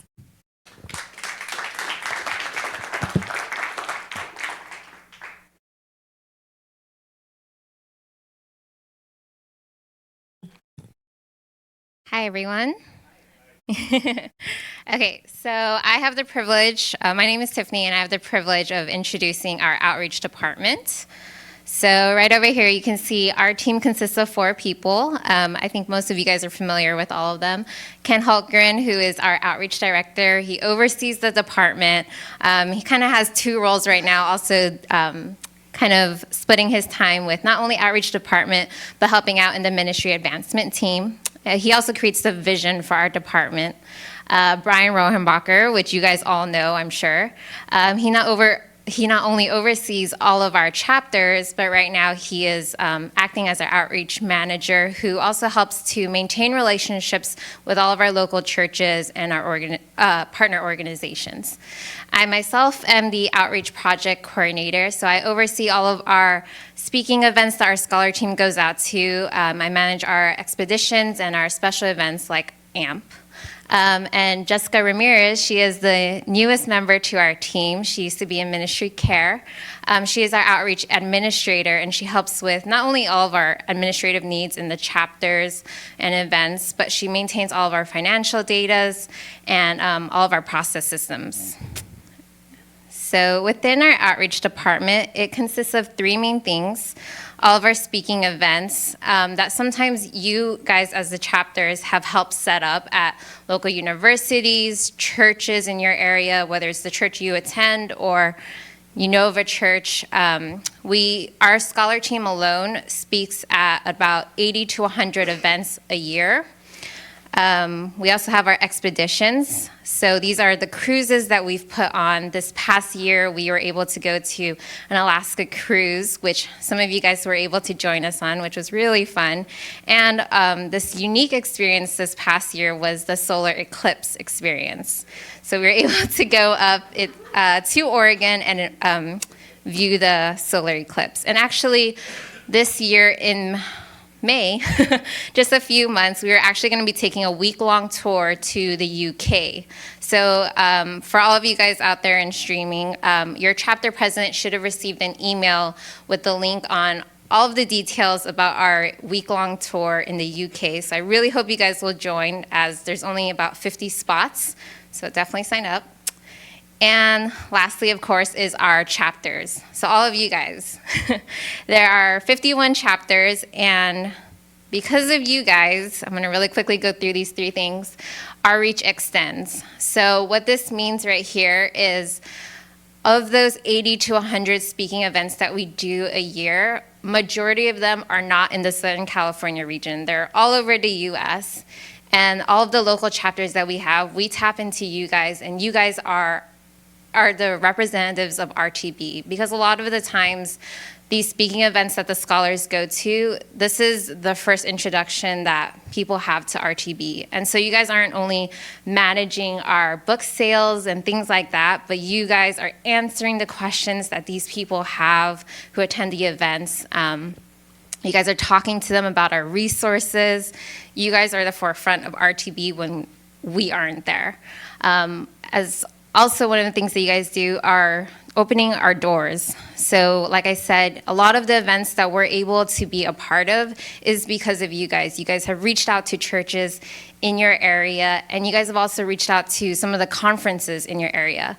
This picture right here that you see, Hugh, was taken from this past year's NCCA. Some of you guys may know this, but a long time ago, we were not welcomed at NCCA, but over these past several years, because of the local chapter there, who have, relentlessly tried to be a part of NCCA, Hugh is always welcomed there and encouraged to be a speaker there, as well as all of our other speakers. And lastly, communities are formed. So this picture right here, I know it's a little small, but this was taken at last year's AMP conference, where chapters from Florida, Texas, Canada, Chicago, Northern California, and even our local chapters here, you guys all came out to our third AMP conference. And it was just so amazing to see all of you guys get connected. You guys all knew each other right away, whether it's through email or phone. And it was just really amazing to see this community connected. And so speaking of AMP, some of you guys may know this, and I really hope you guys do. We are going to be hosting our 4th annual AMP conference in February, which is less than a month away, or kind of a month away. It's going to be here locally held in San Dimas, California. And right now we're going to offer a 20% off on the both day tickets. The discount code is Connection Point. So I really hope you guys go and you sign up. It's really a great place to not only get connected with the other chapter members, but really to be equipped yourself. And so right now we're going to share a short promo video of AMP Conference. Thank you.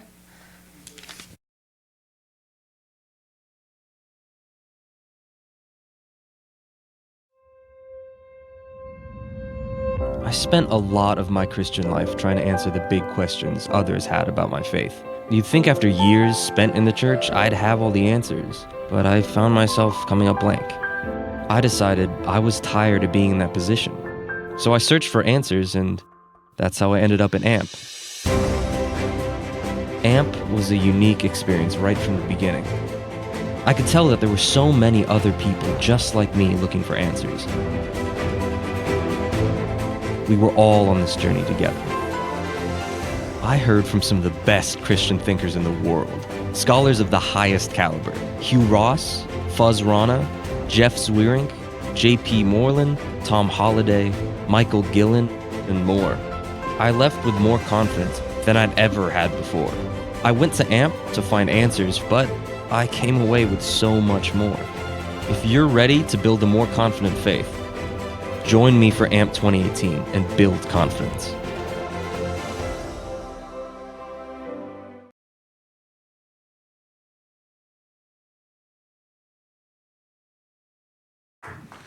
Hi, everyone. So I just have one last kind of encouraging story to share before we move on with the rest of the program. So last year, I was in touch with someone by the name of George Vicari from the St. Louis area, who I wanted to start a chapter out there. So him and I were in some conversations, and our outreach director, Ken Holgren, said, oh, well, Hugh Ross is going out to a church called Grace Church in St. Louis, and it's a large church, a mega church. And he's like, maybe that'd be a great time for you to go out there and meet with him in person and see if we can get the chapter started out at this event. So I got to do that. It was great being out there. One of the perks of that trip was that there was a Waffle House in the same parking lot as my hotel, so I had a really good meal the first night I was there.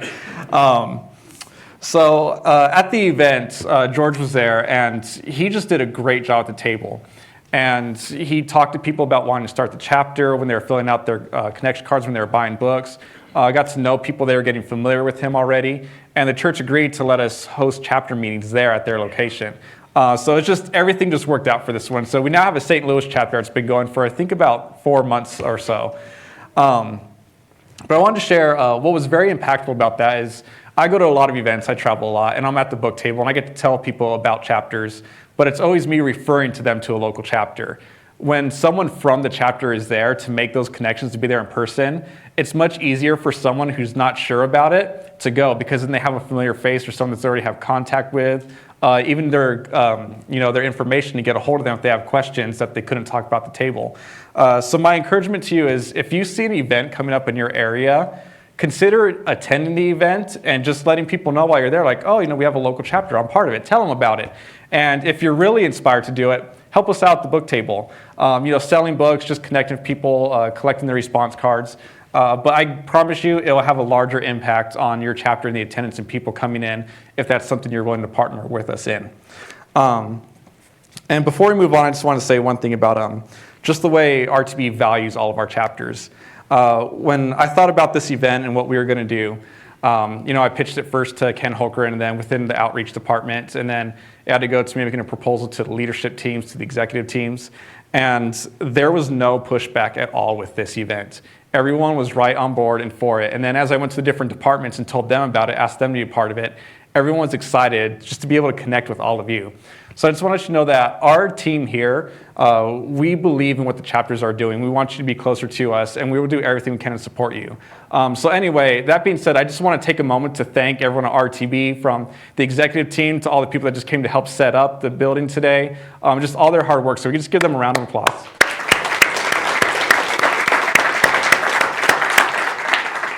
One last Q&A reminder. Text those questions in 626-722-8531. We have a lot of questions coming in. Thank you for submitting those. I will let you know we're obviously not going to be able to get to all those questions today, but that's why we're asking you to put in your chapter and your full name.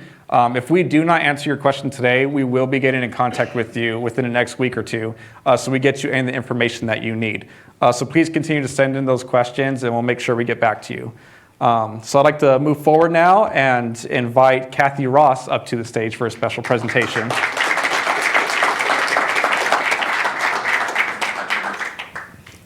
Hi, everyone.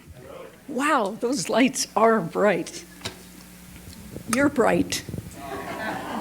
And I relate to you because I am not a scientist. Now, some of you, raise your hand if you are a scientist.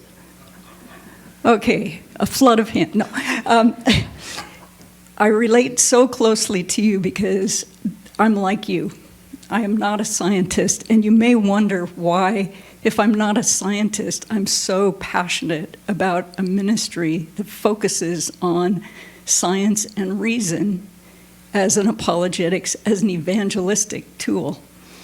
When I grew up in the church, and I gave my life to Christ when I was only 5 years old.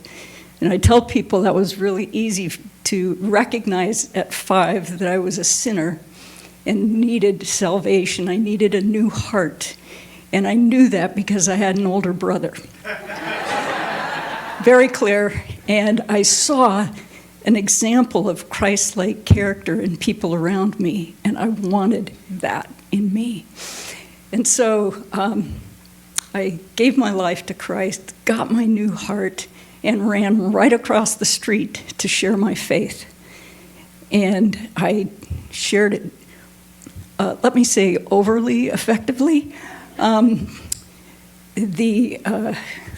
apparently I really shook up the little girl that I spoke with. And her mom called my mom and said, "Keep your kid away from my daughter." Well, I later found out that these people were Jehovah's Witnesses. So apparently I had said a few things that weren't appropriate, and I was in trouble. So has any of you ever felt like a failed evangelist? I see a few hands out there. Yes, it's a sad thing to want desperately to share your faith and see someone come to faith in Christ because he lives in you, and to not be successful in having that experience of seeing someone come to faith. And that early experience and the response to it really rattled me. It rattled me. And there was another problem too, and that's that I had two lives. I went to public school, and so I was in contact with the world, shall we say, during the week, but my life was dominated by church life. We were at church twice on Sunday. We were there for a midweek prayer meeting. My parents were in the choir, so my brother and I sat through choir practice on Thursday night, and then weekends were missions conferences or weddings or whatever. So I lived my two separate worlds, and I did not know how to communicate across that divide. So I knew very well what I believed. I knew the gospel. I had studied scripture and memorized scripture all through Sunday school, but I was completely ineffective in sharing my faith. Then I got to college and got my faith rattled really substantially. The first few classes I took, I remember my world civilization class. The professor made it a point to undermine any Bible-believing Christians in the class. He let us know that the story of Abraham was completely at odds with geopolitical history, and any of us who believed in that stuff were just unaware of the facts.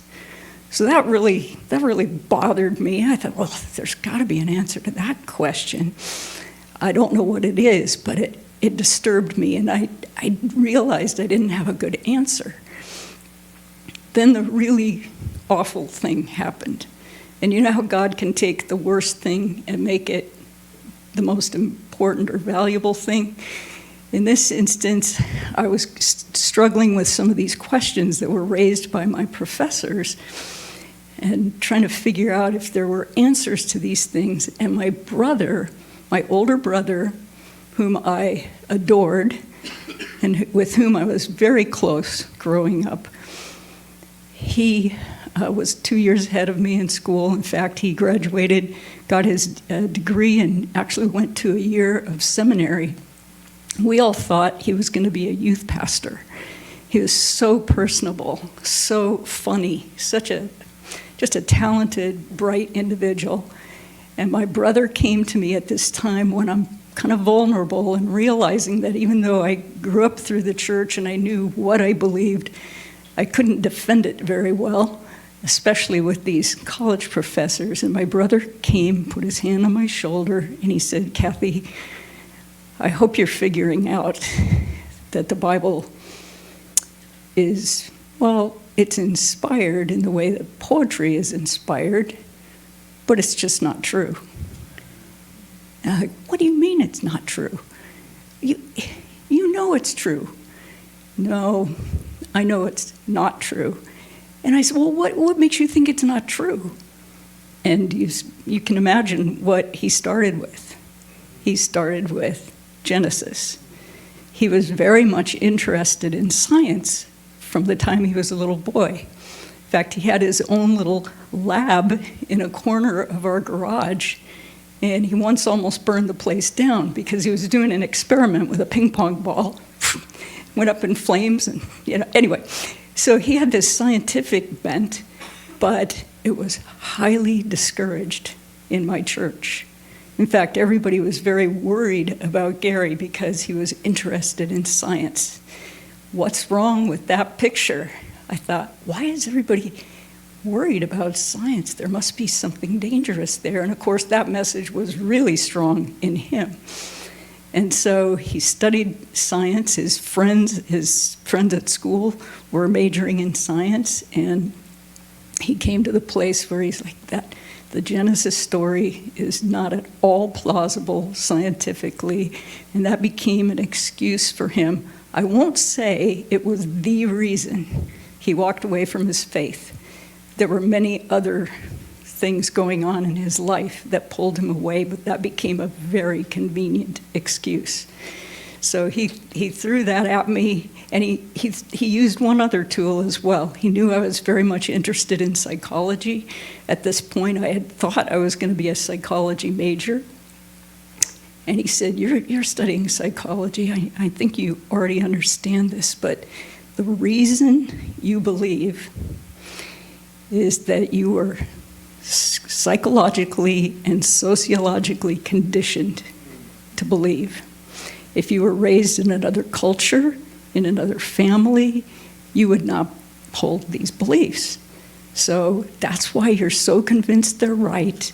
Those are deeply ingrained by conditioning, and so that's the basis for your strong. That's why you keep telling me, but I know it's because of the conditioning. So I just kept saying, but you're wrong. I know you're wrong. I know Jesus. And that went nowhere with him.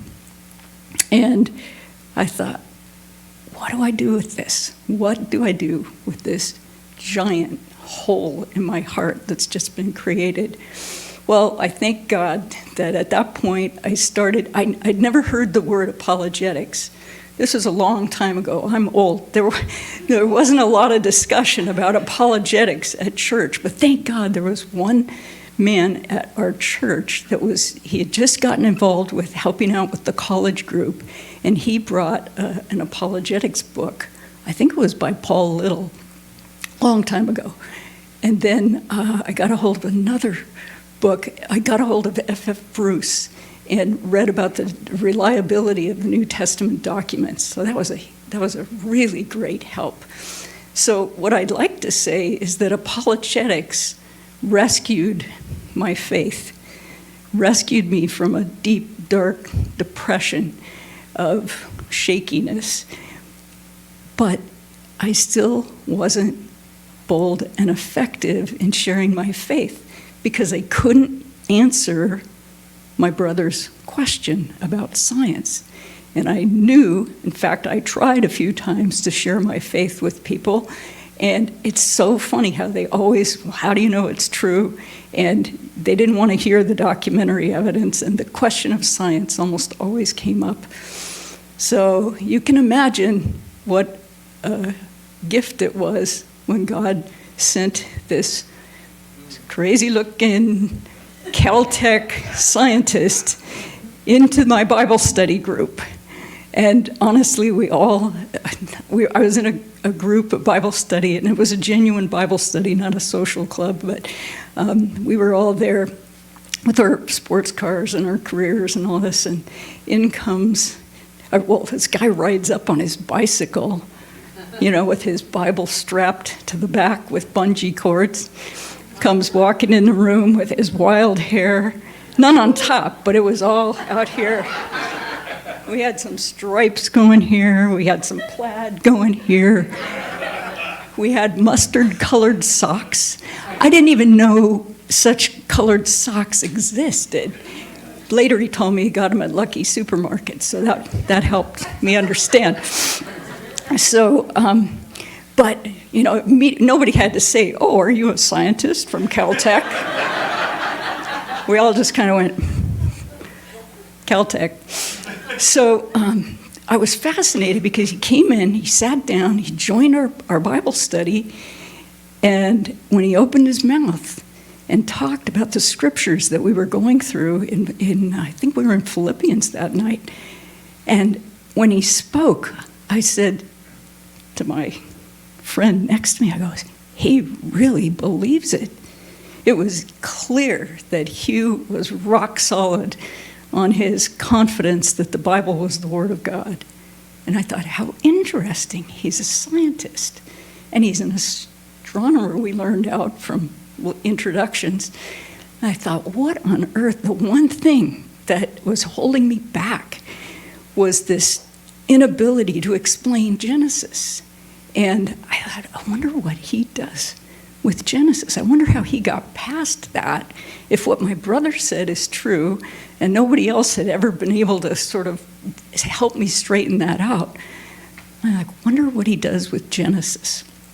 So, time for refreshments, beeline. Got his name, he got my name, and I go, I just have to ask you this question. How do you, as a scientist, interpret Genesis 1? How do you read that text? What does it say to you? And how did you get past that hurdle of the unscientific nature of that text? And he of course shocked me with, well, that text was very significant in my coming to faith in Christ. I'm like, what?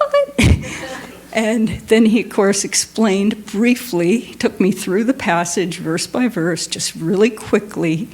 And I remember I ran out of there and I jumped in my car and I drove to my parents' house and I go, Mom, Dad, I met this guy who answered the question about Genesis and it made perfect sense. I've got to share this with Gary. So eventually I did, by the way, and my brother is still resisting. He had, like I said, many other reasons to reject, but he's still alive, he's still breathing, he's still absolutely fascinated by this, by you, by this place. He cannot imagine how his little sister connected with this science guy, and neither of us having real ministry qualifications, except that we wanted so desperately to see people come to faith in Christ. And all this is here. It's just, he's watching a miracle. And he even allowed me to tell him the story of how many miracles happened for us to get this place. So he's watching, he's still part of my life, he's still trying to keep things out here, but help me pray for him, okay? At any rate, now you know why I am so passionate about including science as part of evangelism, as part of our apologetics toolkit. Now, the other issue is, and this is one reason I'm so excited about chapters, it goes to what Brian was saying. What Brian was saying is the problem is when you know it, you read it, you understand it, it still takes practice to talk about it. And it wasn't until I found out that Hugh, I changed jobs and I was now teaching at Pasadena City College, so I lost track of Hugh and I lost track of the Bible study. But my roommate continued to go to the study, and she told me that Hugh Ross was actually taking people door to door doing evangelism. And I thought, oh, brother, he's lost his mind. Nobody goes door. Civilized people do not, cultists go door to door, but not Christians. So, but now I've got this teaching position at Pasadena City College, and if you're an English teacher, you have 5 classes, 30 students per class. So if you can do the math, let me think, 150 students, all writing essays, all exposing their hearts and their minds to their English teacher, and I'm looking at this. Remember when Jesus said, look out at the fields and see that they're white unto harvest? That's what I did. I saw these students and I saw them spiritually confused and wandering, and I thought, oh, how can I be used here to reach these kids and older people as well? Desperate enough to finally, I went to different training things, and there was nothing that helped me practice sharing my faith using science, using apologetics, the things that I needed. I couldn't use the 4 laws. It was past that time. The people I talked to wouldn't even let me get to the first law. How do you know there's a God? What do you mean God loves me and has a plan for my life? You got to be kidding. So it's like, okay, that's not going to work for the people that I interact with. So I finally God won the wrestling match I had about going out to these people that were going door to door. I thought, okay, you'll love this story. The first day I went out there to join the group that Hugh was leading, they were doing door to door and inviting people into a Bible study in the neighborhood. And by the way, ultimately a church got planted out of that enterprise. It's a pretty amazing story, but you'll love this. I went out there the first day thinking, okay, we'll have a little class and then we'll go knock on doors. No, not with you. You got your clipboard, you got your set of questions. We were going to do a survey. That's how you get the conversation started. And I was the newest one that day, so I got teamed with Hugh that day. And I was utterly ashamed because all the other people who were there to knock on doors that day and share their faith were brand new believers. And here I was, having grown up in it. And they had barely, I think some of them had read the Gospel of John, maybe a few other passages of Scripture, but they were passionate, just like I was at age 5, to get out there and share it. And I thought, wow, I'm so glad God moved me to be here. First door Hugh and I knocked on, you will not believe it, it was a Jehovah's Witness. I thought, okay, God, I hear you. You want me to start from square one. Anyway, it was a great opportunity to see. I felt like I was at a tennis tournament. Hugh, the lady. Hugh, the lady. Scriptures, back and forth. And I'm like, wow, this is amazing. I need to know how to do this. And anyway, it was the beginning of a very transformative time. So my message is, once I did that a few times and then got involved in a Bible study that Hugh was leading with a lot of new Christians or not yet Christians, I found my voice. I found my language. I found the ability to communicate. And all of a sudden, for the first time in my life, God was giving me amazing opportunities with my students. And some of my students, I had the privilege of leading to faith in Christ.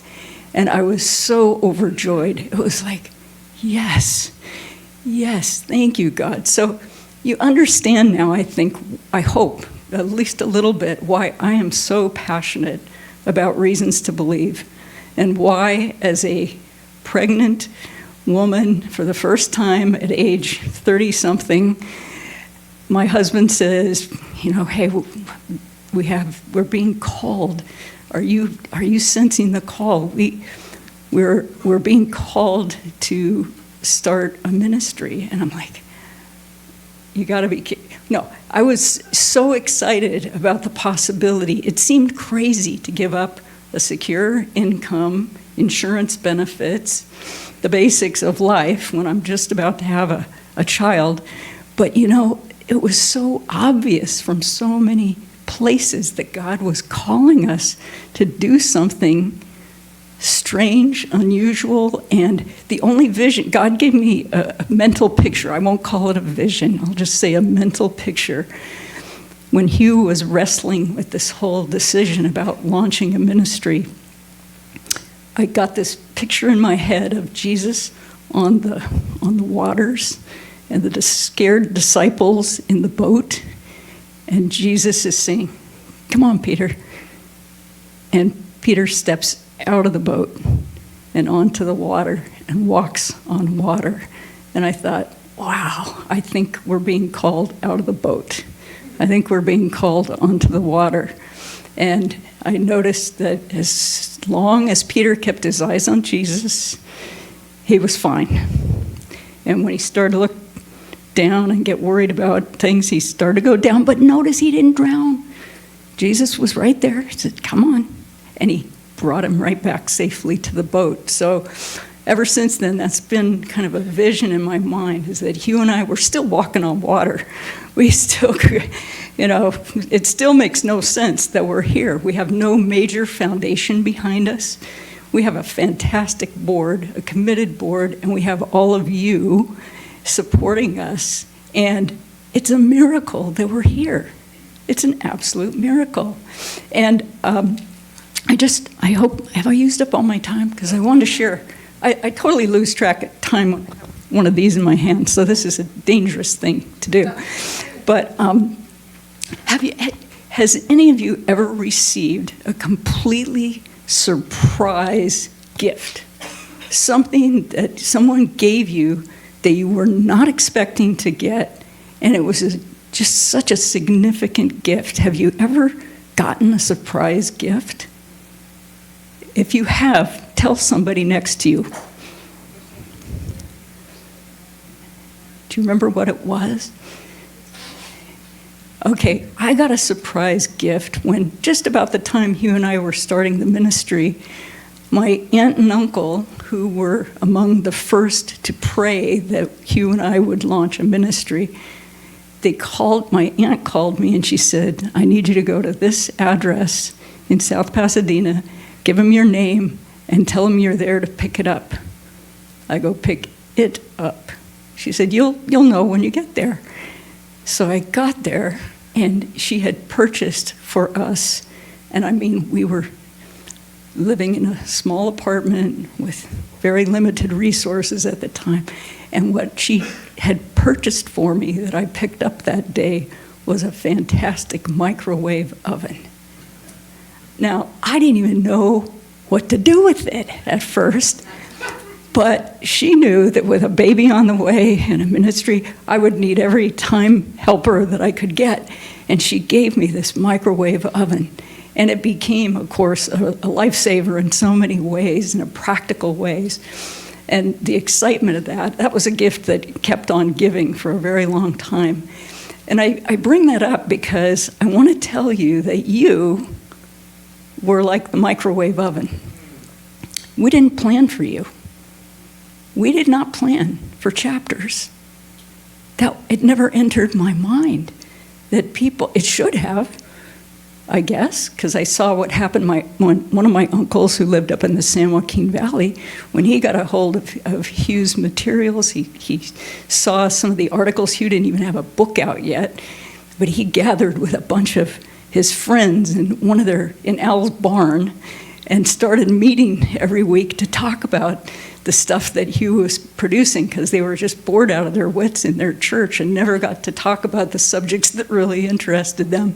So this group of guys met in the barn for a long time. I think they eventually went to a coffee shop with coffee and donuts. But at any rate, I guess that should have clued me that Chapters were possible, but it just didn't occur to me. And so God dropped this amazing gift in our lap.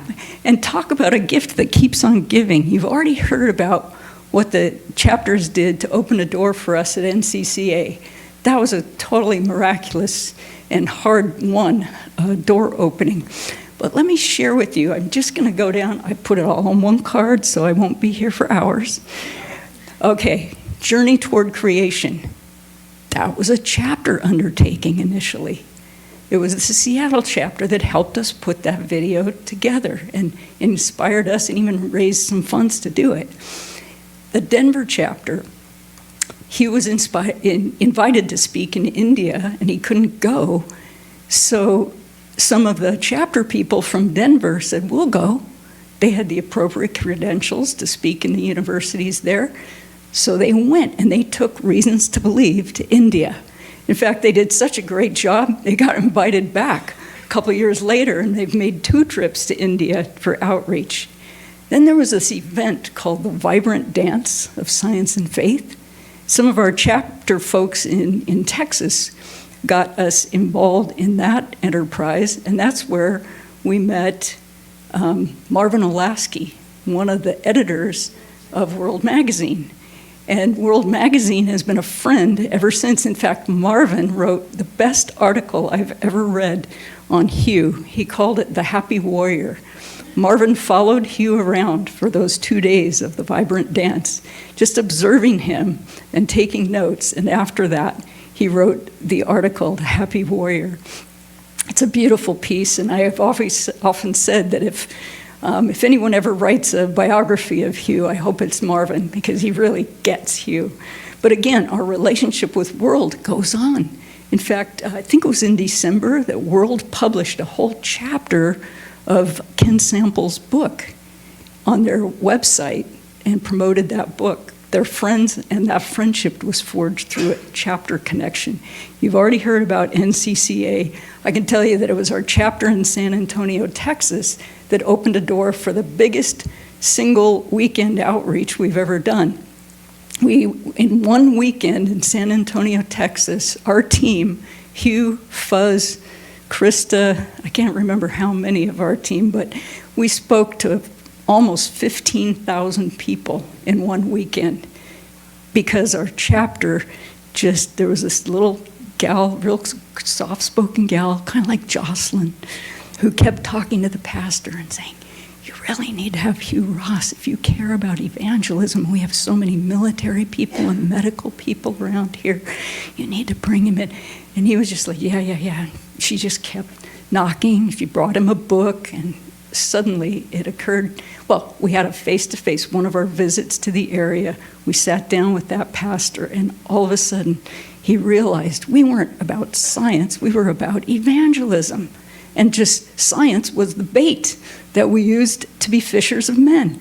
So he got very excited, invited us to the church, and that weekend, as I say, almost 15,000 people, and many committed their lives to Christ that weekend. I don't have perfectly on-target numbers, but it was close to 200. It was over 200. Thank you, Ken, for remembering that. Journey Toward Creation has actually been shown in Iran because of one of our chapters, or one of our Canadian chapters, our Toronto chapters. This list is long. It's the chapters that got us into homeschool conventions, and it's probably the chapters that will enable us to do anything there, just because of ministry priorities. Our chapter gets us to the Reason Rally of Atheists in Washington, D.C. Our D.C. chapter goes out to that rally and reasons with people. Our chapter locally helps us with the Skeptics Forum, an amazing outreach event. But here are a couple of biggies for me. Time to wrap it up. Thank you for the signal. All right, our prayer team, our key prayer team, mostly chapter people. Key members of that team are from chapters. There's a group in Jacksonville, they call themselves, well, they've been called the Huguenots. They meet weekly to pray for reasons to believe, and they're chapter people. New ministries have been launched as a result of our chapters and continue as a result of our chapters, one of them being Ratio Christi. And here's a really biggie. I wish I could, one thing that Edie didn't point out when she showed you the photos of our board members, at least, let's see, Nina, Edie, Mark, Gordon, at least 4, if not 5 of our board members have come to us through the chapter's ministry. So you see, you are such a critical resource. I only got through part of the list, but my point was just to tell you again, your gift, that you were gifted to us by God, and you are a gift that keeps on giving. And your contribution to this ministry is so vast, there's no way to put numbers to it. And I hope that you individually, through your interactions with your chapter and the practice and the equipping that you get there, is going to really be transformative, continue to be transformative to you, so that you have opportunities to see God work through you to bring someone to faith in Christ. So I want to thank you all for your participation. And I also want to bring up, I have such a great team to work with. That's another gift. That is another gift from God. So at this point, I want to introduce one of my tiny but mighty leaders, Gina Donnelly, who is now our advancement director. And ordinarily on a Saturday morning, she'd be out running a marathon, but today she's here with us. So Gina, here's the mic. Thank you. Aren't you guys so amazed at what God has done and the miracle it is to even be here and the miracle it is of the ministry and what God has called Hugh and Kathy to start and continue. And it has been such a blessing to be a part of it and to be here. And you guys are a part of it as chapters. So, kind of a rough transition, but I am Gina, and I've worked here for about 6 years, and this is a new position for me as director, and I get to oversee all of RTB's fundraising activities, as well as oversee our staff in advancement. Monica Jones is one of our staff members, and if you have been watching the YouTube show 2819, you might recognize her. She's the one that hosts the news section, and she can be quite funny sometimes. But Monica is not only funny, she's also very smart, and she does all of our data and reporting. She runs lists for us, so anything that I need to know numbers-wise, she can get that for me. She also works with our accounting team and is responsible to get information to our auditors each year. So, then we also have Alyssa. Alyssa, she does all of our communications. She edits, she writes, she manages anything that comes from advancement. And so that includes Hugh's monthly ministry letters that he sends out. So most of you probably get that. And then also our bi-monthly Reasons newsletter. She manages that as well, and all of our emails and everything. Alyssa not only manages and writes all of our communication, she's the creativity of our team, and she can make anything look beautiful. Ken Holgren, you guys probably all know Ken. He's been involved in a lot of chapters, so most of you know him.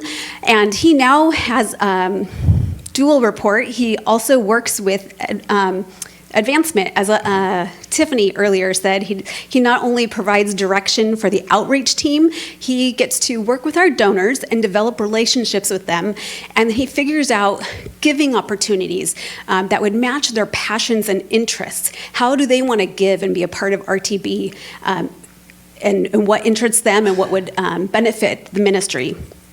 Newest to our team is John, and John Shandell is here with us today. So some of you, if you are here in the room today and want to meet with him later, he's raising his hand over here. He brings a new service to Reasons to Believe. So new that it's only maybe 2 or 3 weeks, so I'm going to read just this little sentence. It says, the service he provides combines practical biblical stewardship with philanthropic planning.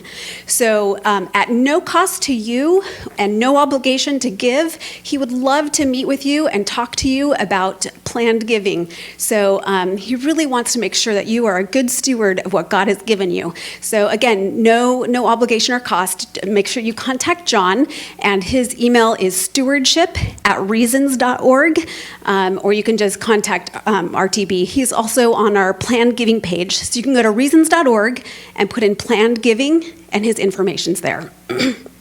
And lastly, we are hiring an administrative assistant, but temporarily Daniel has been helping us out, and I just wanted to say thank you to Daniel. He's here today too, so he has been doing a great job helping us in advancement.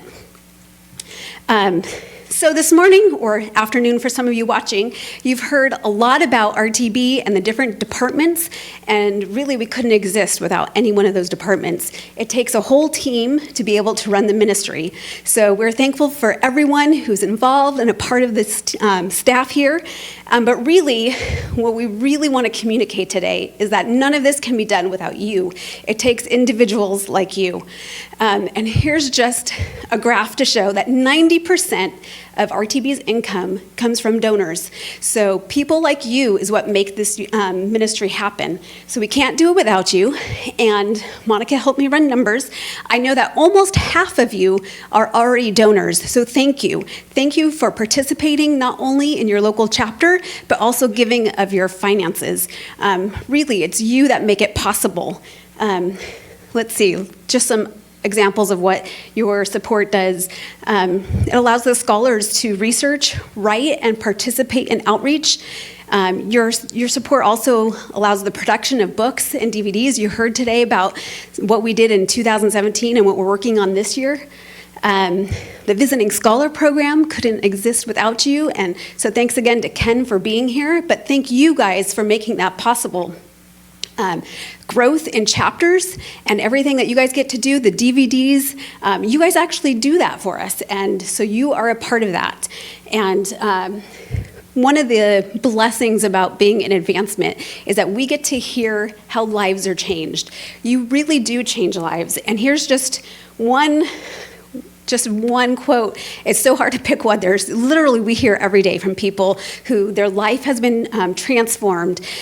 So just wanted to let you know that Darren from New Zealand says, "Hi, I wanted to send a huge thank you. As a former atheistic scientist turned believer, I sometimes feel quite lonely in churches where people often gave their heart to God as a child and then stopped thinking about their faith. Ministries like yours fill a huge void in my life by helping me to continue loving God with my mind as well as my heart." And really, you guys make this possible. So thank you, thank you. So I also wanted to let you know about a program we have called our Monthly Partners. And as chapters, chapter members, you guys really are probably the best group of people to participate in this. And I already know about 20% of you are monthly partners, so thank you. And you could probably talk to your other members and let them know. But there are 4 different levels of partnership, and later you can go on and see more. Brian will tell you later how you can get more information on becoming a monthly partner. But one of the biggest resources is that you get the latest books and DVDs. Whenever our scholars produce something new, you're one of the first groups of people to get that. So when you become an automatic supporter financially, we will automatically send you resources. And these greatly benefit your chapters. These are some of the things that you guys watch and discuss in your meetings. But also it helps you in your personal evangelism. So please take advantage of this. It'll allow us to continue to do our ministry. And I just really, really wanted to say thank you. It is because of you, people in our local community, neighborhood, city, and around the globe, and literally around the globe, as you saw from New Zealand, all of our online social media, people all over the world are impacted by what you do. So thank you for allowing people to become closer to Christ and closer to God, their creator. So thank you so much, and thank you for participating in today. And Brian's gonna close us off with rest.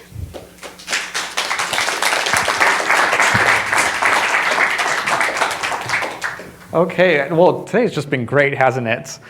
We are over time, but I still want to get to those questions a lot of people are sending in. So we're going to do a quick 10-minute Q&A session.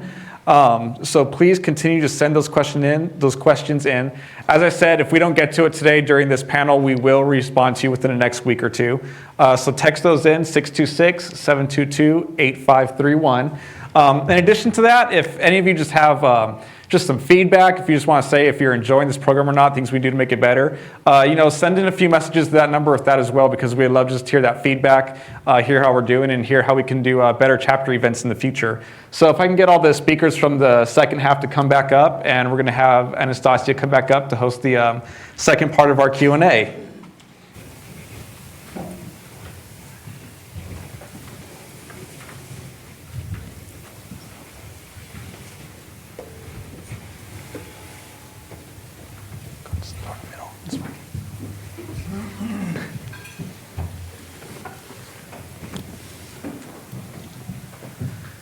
Is this it?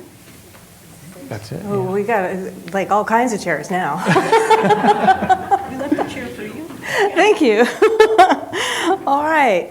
Well, this is the final Q&A. We're in the home stretch, and I'm so glad that you decided to keep it going instead of just cutting off the Q&A, because we got some great questions here. Tiffany, let's go ahead and pass the microphone down to her. This person didn't let us know who they are, but they're asking, what does AMP stand for, and how much are tickets? Well, that's a great question. So AMP is actually an acronym. The A in AMP stands for apologetics, M is for mission, and P is for partnership. And to really sum it up real quick, there are little breakdowns of the prices. The boat day tickets is $99, but there are single day options as well. And there are student discounts, and I believe chapters get discounts as well. Could you remind us of the code for today? Yes, it's Connection Point. And what does that get us? That gets you 20% off of the both date tickets, and it expires tomorrow at 11:59 Pacific time. So please sign up today. Awesome. Go ahead and hold on to the microphone because there's another question about AMP is, will we be streaming that? That's a great question. Unfortunately for this year, we won't be streaming it. We have been looking into options of streaming it for our future AMP conferences, so we are hoping that will become available for us. Awesome, thank you. Give me a moment to look this over because the questions came in a little bit choppy here. You know what? Let me just look at this real quick. Miss Phyllis, can you answer this question in 15 seconds or less? Okay, I'm just kidding. How do I get my previously established monthly partner donation to show on my account? My website account was set up before Christmas. This is from Teresa in Hagerstown, Maryland.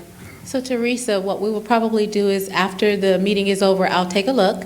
And since I have your name and your location, thank you very much, I'll see if we can't import it over. I want to make sure that your email matches, and that will be real important for anyone who's establishing your account. If you've changed your email, it won't transfer over automatically, but we can work on it and get it all taken care of for you. Wonderful, thank you. Karina, can you answer the next question for us? The person writing in is saying the new website is awesome, which is wonderful. Thank you for that. And what's new about it should be mentioned, but it's still hard to get past articles. Will this improve? Yes, we're actually in the process of importing all the articles. We have all the blogs from all the scholars when they started their blogs, like Cells Design and Theories and Theories. Yeah, I said it right? Yeah, Theorems and Theory. So all of those are up, but I know we have a lot of enthusiastic people who like going back even 20 years ago. So we're in the process of importing that every day. We're adding more. So we appreciate your patience in that. We do have an option if you can't absolutely wait and you need a resource that you said, oh, I just need this person to read this. If you go to old.reasons.org, you can access those articles, but we're not going to have that available for the long term. So that's just something temporary if you want to, again, look at an article that you really just want access to. But we are in the process every day and adding more to our new website. Wonderful, thank you. This next question, Karina, will also be for you.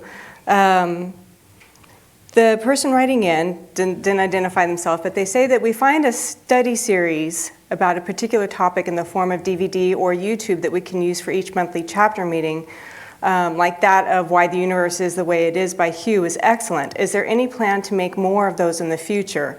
Oh, this is actually San Diego. David from the San Diego chapter did tell us. We do have Navigating Genesis as a study, Bible study program. So it comes with the book, it comes with a DVD series that featuring Sia, actually. And it comes with a leader's guide, a study guide. It's very comprehensive. There aren't any current plans right now to create an extensive Bible study because it actually costs a lot of labor and other monetary costs. So that's when donors are so appreciated because they allow us to do those kinds of projects. And so as a way to kind of still help our constituents go through our resources, that's why we've included those discussion guides in the DVDs to kind of facilitate discussion among groups like chapters as yourselves. So it's not something we've completely said we'll never do again. It's just something we don't currently have the resources for and hope to do in the future. Thank you. Might as well pass the microphone this way to Brian. This next question is for him.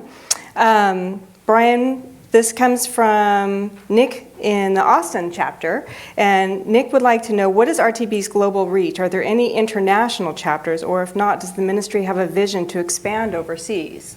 Yeah, great question. Thank you, Nick. So we do have international chapters right now. I believe we have 4 chapters in Canada.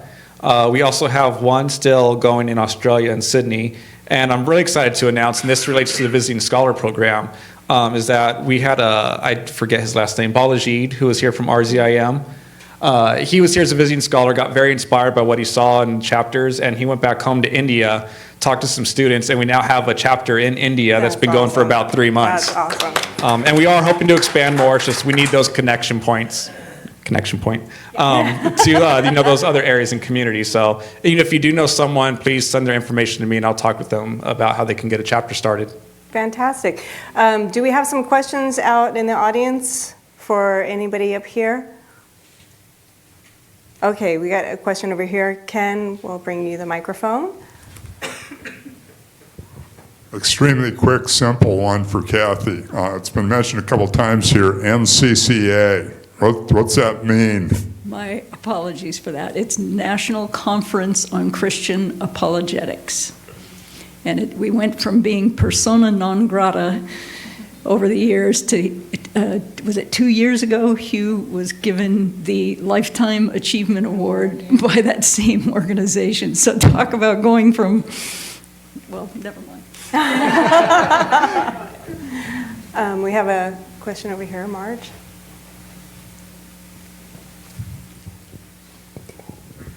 Are you going to be posting a video of this? Yes, we're hoping to. So this is our first time doing live stream on YouTube, and from our understanding is that as soon as we end the stream, YouTube then saves it and processes it, and it will be a video that you can go back to and watch. For right now, we're going to keep the link private, so you will need to link to be able to watch this again. But I should have that as soon as this event is over. It might just take an hour or so to process, because I know we have some chapters actually planning to watch it later today. So I'll be sending out that link to all of you later this week or in the next 2 weeks. So that means that the chapters will be able to access Ken Keithley's talk, right? Mm-hmm. Yay! That's a great, that would make such a great chapter session, just to go through your talk, Ken, and have a discussion around that. I can take probably about 2 more questions. Anybody else have anything that they'd like to ask one of our panel? Got a question right over here. I don't have a question. It's just kind of an observation. I relate to what Kathy was saying. A family member who's fallen away, and it seems to be a common thread with everyone I meet, a passion that starts, and that's what got me involved with RTB. I needed to have that answer for my family, and so, yeah, that's what we do, yeah. Thanks, Rick. Anybody else? All right, well, we'll hand this over to Brian. Thank you so much, Brian, for everything that you've done to bring together this chapter. I'd just like to give Brian a hand real quick. Well, thank you all so much for being here. I apologize again. I know we went really late. I just want to close out with one thing. Everyone should have received one of our response cards. For those of you here, they're in the middle of the table. For those watching, your chapter leader should have handed those out to you, or if not, they will do that now. So just take a minute to look that over. I just want to say what I've learned from chapters is that it is a lot of work to run a chapter. Our officers give up a lot of their personal time, working hours on end each week just to keep the chapter meetings going, to help with promotion, to bring in speakers, to figure out which resources they want to watch, all that. And so now this is directed towards the members and attendees that might be watching, is that we need your help to keep the chapters going. The officers need your help. One person can't do it forever. So if you're inspired to today, we'd like you to kind of just look over this card. And if you're just interested in helping out, check off one of these boxes. If it's chapter hospitality, if you just want to help with the setup and tear down, because I know a lot of people meet in places where they have to set up a screen, projector, chairs. Or even if you want to help out with planning and coordinating events, like we talked about, the Fresno chapter does trips to Yosemite National Park. You might not all have that in your backyard, but there's probably something you can do. So if you want to step up and help your chapter leaders plan and organize that type of stuff, please check that off. And now for everyone, including officers, if there's something you heard today from the ministry or something you want to get more information on, those bottom 3 are for you. If you're interested in becoming a monthly partner, more information about that, there's that one. Like I talked about before, volunteering at events, we're always looking for people to help out our events. So if that's something you're interested in, check that one off, and we'll make sure to get you the information, always keep you up to date when one of our scholars is coming to your area. And if you're interested in supporting the lab, whether that means that you want to make a donation towards it, if you want to help sponsor someone that would be coming out to it, a student from your area, Even if you just want to help promote and talk to your church and you just want kind of, a digital promotion package, check that off and we'll send that information to you. There's any other thoughts that you have or requests that you have, feel free to hit that other one and fill those out. Please turn those in to your chapter leaders, and chapter leaders go ahead and collect those. If it's something to chapter related, we'll let you follow up with that. For those bottom ones, that's more the headquarters related. Afterwards, please send that information to me. And so that's all I have for that. So thank you all so much for being part of this. I hope we can do more events like this in the future. If you noticed in my first talk when I was talking about, every so often that we do a chapter event, it actually came up every 3 years. So I don't know what's next, but probably in 3 years we're going to do something else that's new and groundbreaking. And again, I'll be asking myself, oh my goodness, what did I get myself into? So thank you all for being here. God bless.